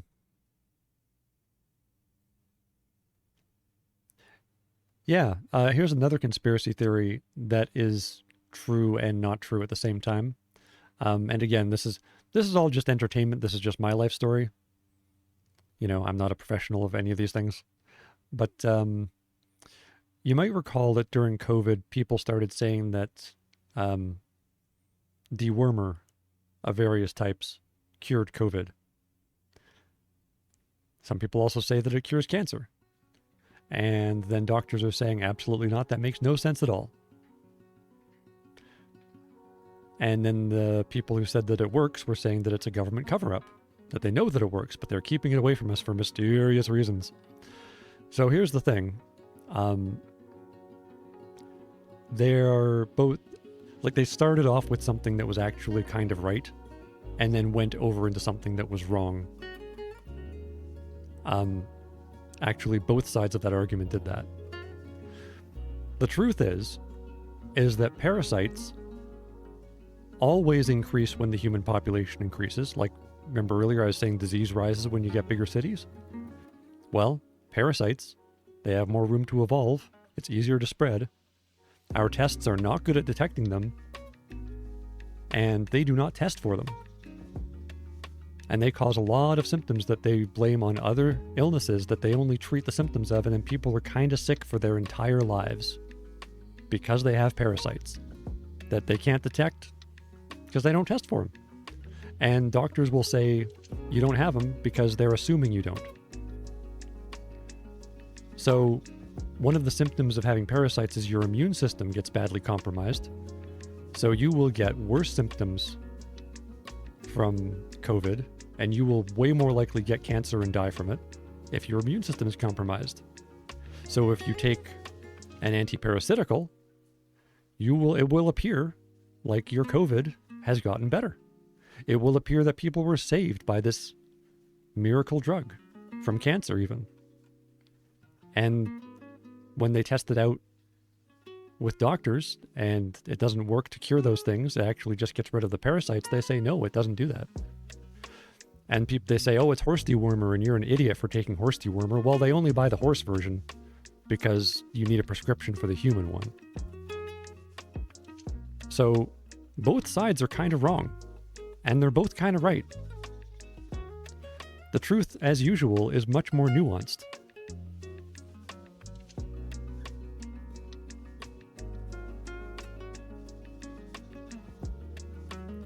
My favorite, I think my favorite one, though, is the Illuminati. I've brought this one up before. This idea that there's this secret little cabal of people running the world. The only thing they got wrong there is that it's not a secret. Like, we know who the people are. Like, it's a small group of people. It's, you know, billionaires and politicians, and they get together and they decide, you know, what gets done and what doesn't. It's not a secret. There's no secret meeting. There's no secret rooms. They're out in the open. They go to country clubs. They have, you know, lavish meeting rooms. Very well lit. Not secret. Not at all. So there's no Illuminati, but yeah, small group of people runs the world. That's all, kind of has ever since, like, the Age of Empires started. Like, that's over a couple hundred years, like a bit over a couple hundred years ago until now. It's becoming even more like that whole time.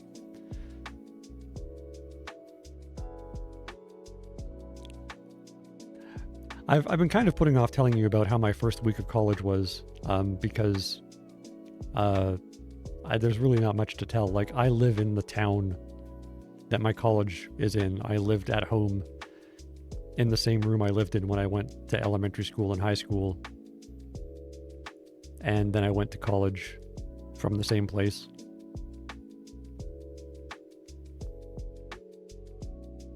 I liked college. College was pretty cool.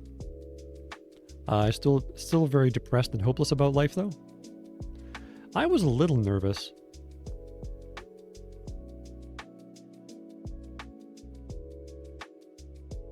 But only a little bit. Like my problem was that I didn't socialize.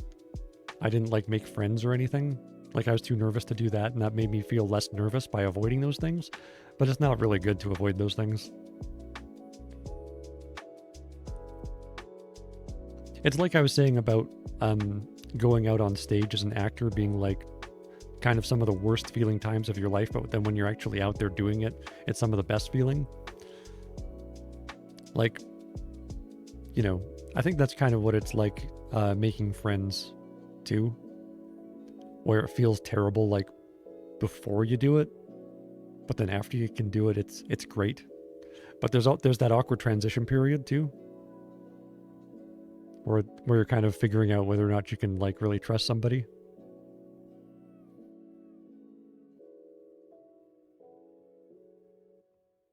You didn't make a lot of friends till a few months ago?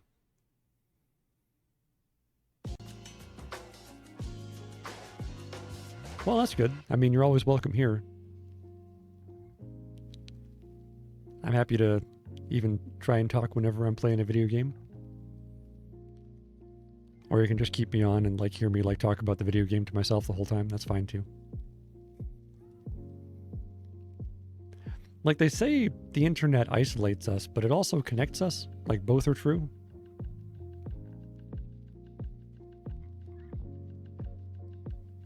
Like, I feel a little bit like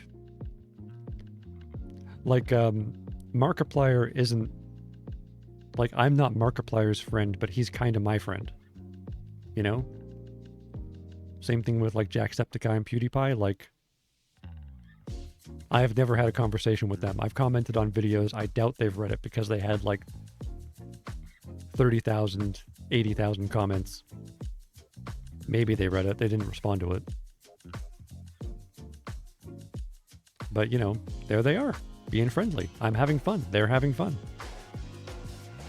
It's not a dynamic that was really possible until we had the internet and computers and things like YouTube and Twitch. But it's a reality now.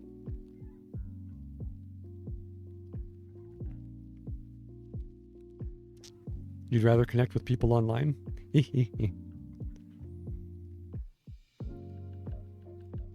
Well, I mean, if it works better, crazier. I do all of my connecting with people online. Like, when I play D&D with people, it's online. I might be doing a game soon where I'm the game master. We'll see. I need to drink more water. Jeepers.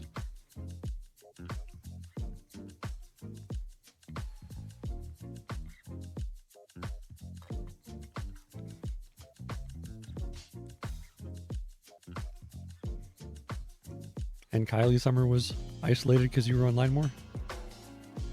People are toxic and bad there? Oh, I'm sorry to hear that. It's that sickness, and I think that that sickness of not being satisfied with life and having your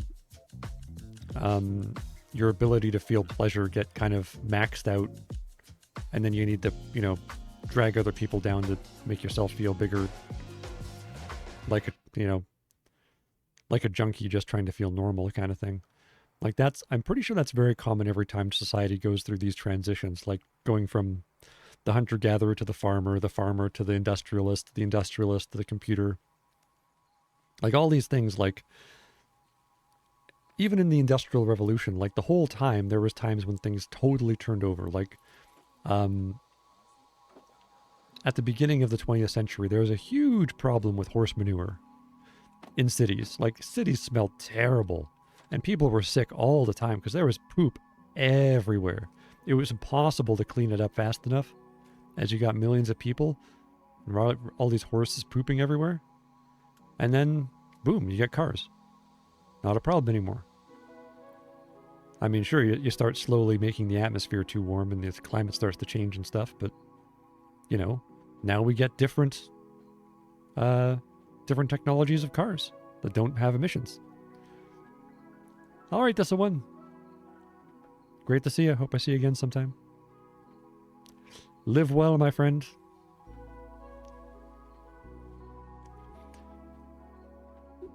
So, yeah, like all those people that used to work with the horses, they're all out of work, right? You get more gangs. You get more crime. You get a lot more unhappy people being victimized by crime. You get the Great Depression. Then you get airplanes. Suddenly all the people working on, like, the boats. Huge amounts of unemployment. Lots of unhappy people. More criminals again. Society cracks down on the criminals. People, like, start to rein in behavior and be like, oh, you gotta act like this. People who do this must be communists. Like, it's connected. The economics of change and the way the society changes are interlinked, and every time there's a change for the better, a lot of people suffer. And we can make that less bad, but that's not really it's not really a trend. Like in the States, Bernie Sanders was kind of advocating for that. Like, let's make this transition period soft on people. Let's give them a soft landing, right? Let's not make it like these people are like going to do great and these people are just going to be totally screwed. And they're going to have to figure it out eventually over generations how to fit in.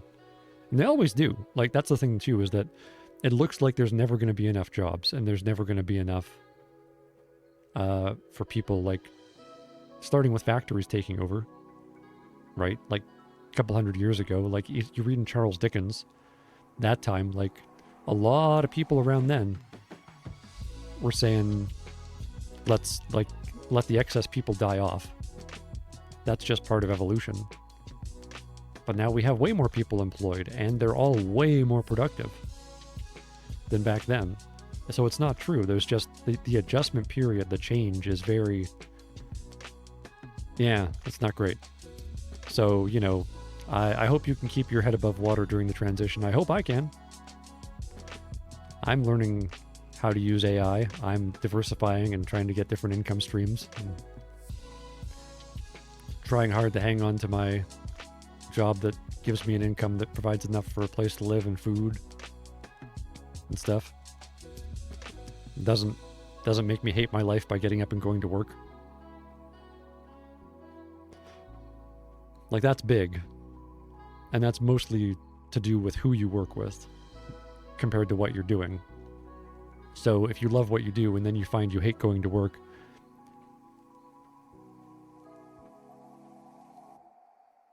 You think your job is okay? You hope so? Do you mean because you're going to school right now and you don't have the job yet?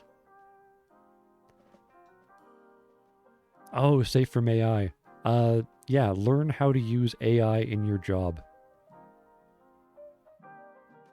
That way it's not the enemy, it's your ally. Because it's gonna come no matter what. It's already here, it's doing stuff. So I would very highly recommend learning how to use it for your job.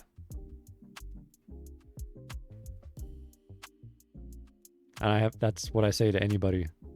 Like, if AI can possibly do something to do with your job, learn how to use it for that. Be one of the people who doesn't have to, like, flounder for years while society changes. Be part of the change. Lean into it. Ride the wave. Because it's happening. It's happening, and we're not going to be able to stop it. And it's going to make everything better. And everything's also going to get worse. Again, both things happen every time. I got good news and I got bad news. Try and lean into the good as much as you can. And understand the bad. Yep. But just like when we had to get rid of horses, just like when we got rid of all those boats,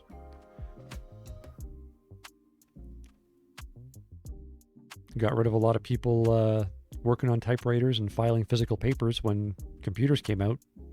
It used to be that you had teams of like 10, 20 people doing all these filing jobs, right? And now everybody just does their own filing job because it's just you drag and you drop on your desktop. Those file jobs don't make sense anymore.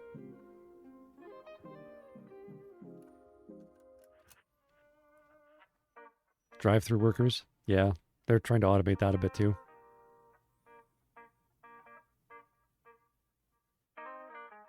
Self-checkout at the grocery. But that's the thing about the grocery store is that, you know, they always had more checkouts than they needed. It's kind of a monopoly, like, because everybody needs to eat. They say that it's competition, but it's kind of like only a little bit. Like all the grocery stores choose to profit, and like some of them like cut their prices a bit, but like ultimately you gotta eat, so you're always gonna be back. Nobody can opt out. Grocery stores, they gotcha. Except for the very wealthy who get like restaurant food every day, but that's a minority.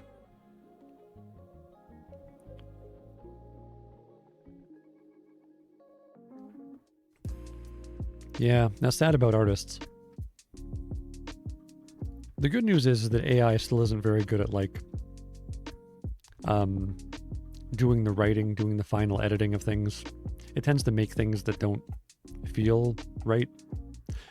Like it's good at writing some things, like just plain text, but if you're doing like, I think if you're doing like a comic book or something, AI is not great at it. It might become good at it.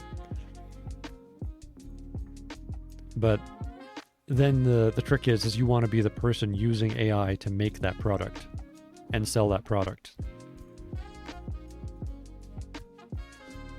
But yeah, we have way less people taking care of horses, way less people making boats.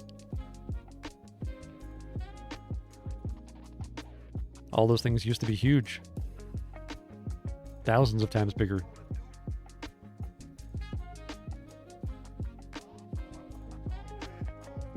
And it's sad, yeah, all like those people losing their jobs, so like a lot of them turn to crime.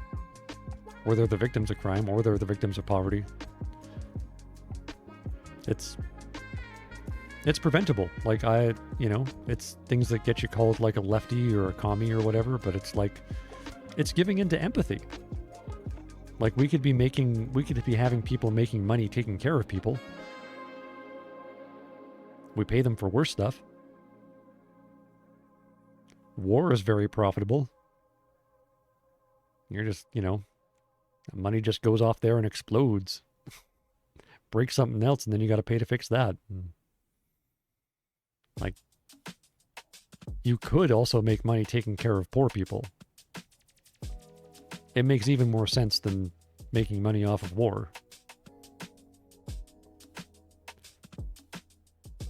But it's not popular because there's that idea that, people have to learn to adapt themselves.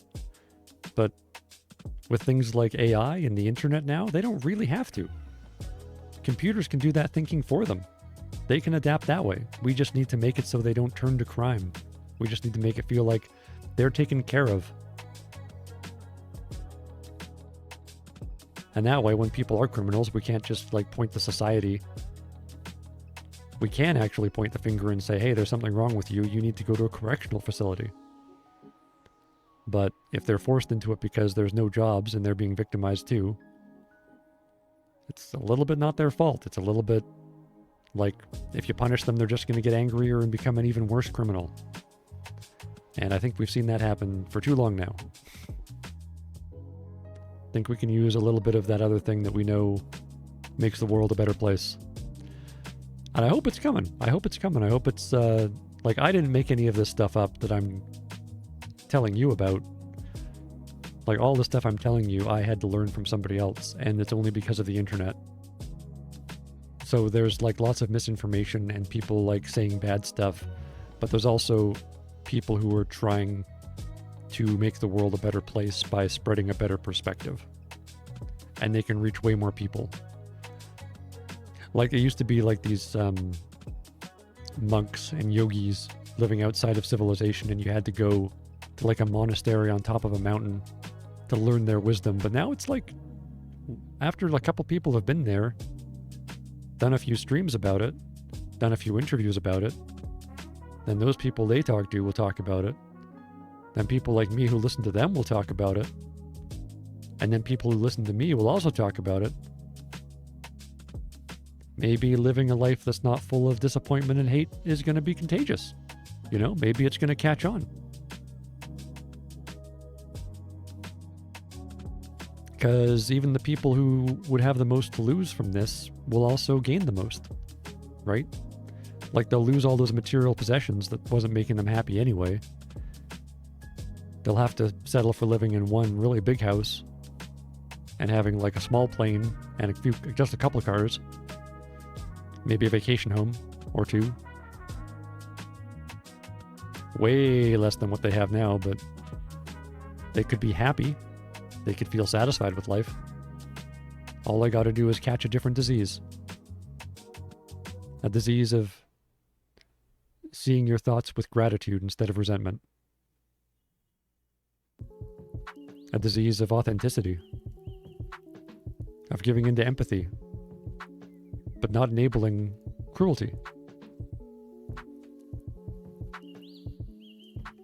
A disease of standing up for what's right. But not resorting to violence. Unless you have to for self-defense, of course.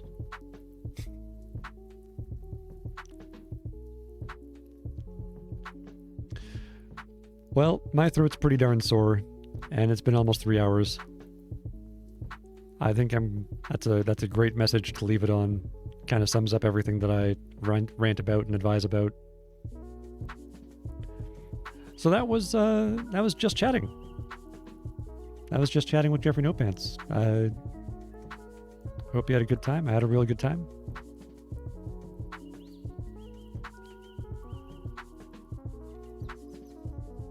It's only my opinion. I'm not a professional in any way. This is just what I've learned. I hope you can put it to good use. I hope you can catch that different disease and enjoy your life. Because we only get one, and there's a lot of folks who are sick that want you to be worse so they can get their fix, but they ain't right. They ain't. At least, that's my opinion. So thank you again so much for joining me. I'm Jeffrey No Pants. And as always, I will see you next time. Might be streaming a bit later tonight if I do it all, because, talked a lot today. See ya.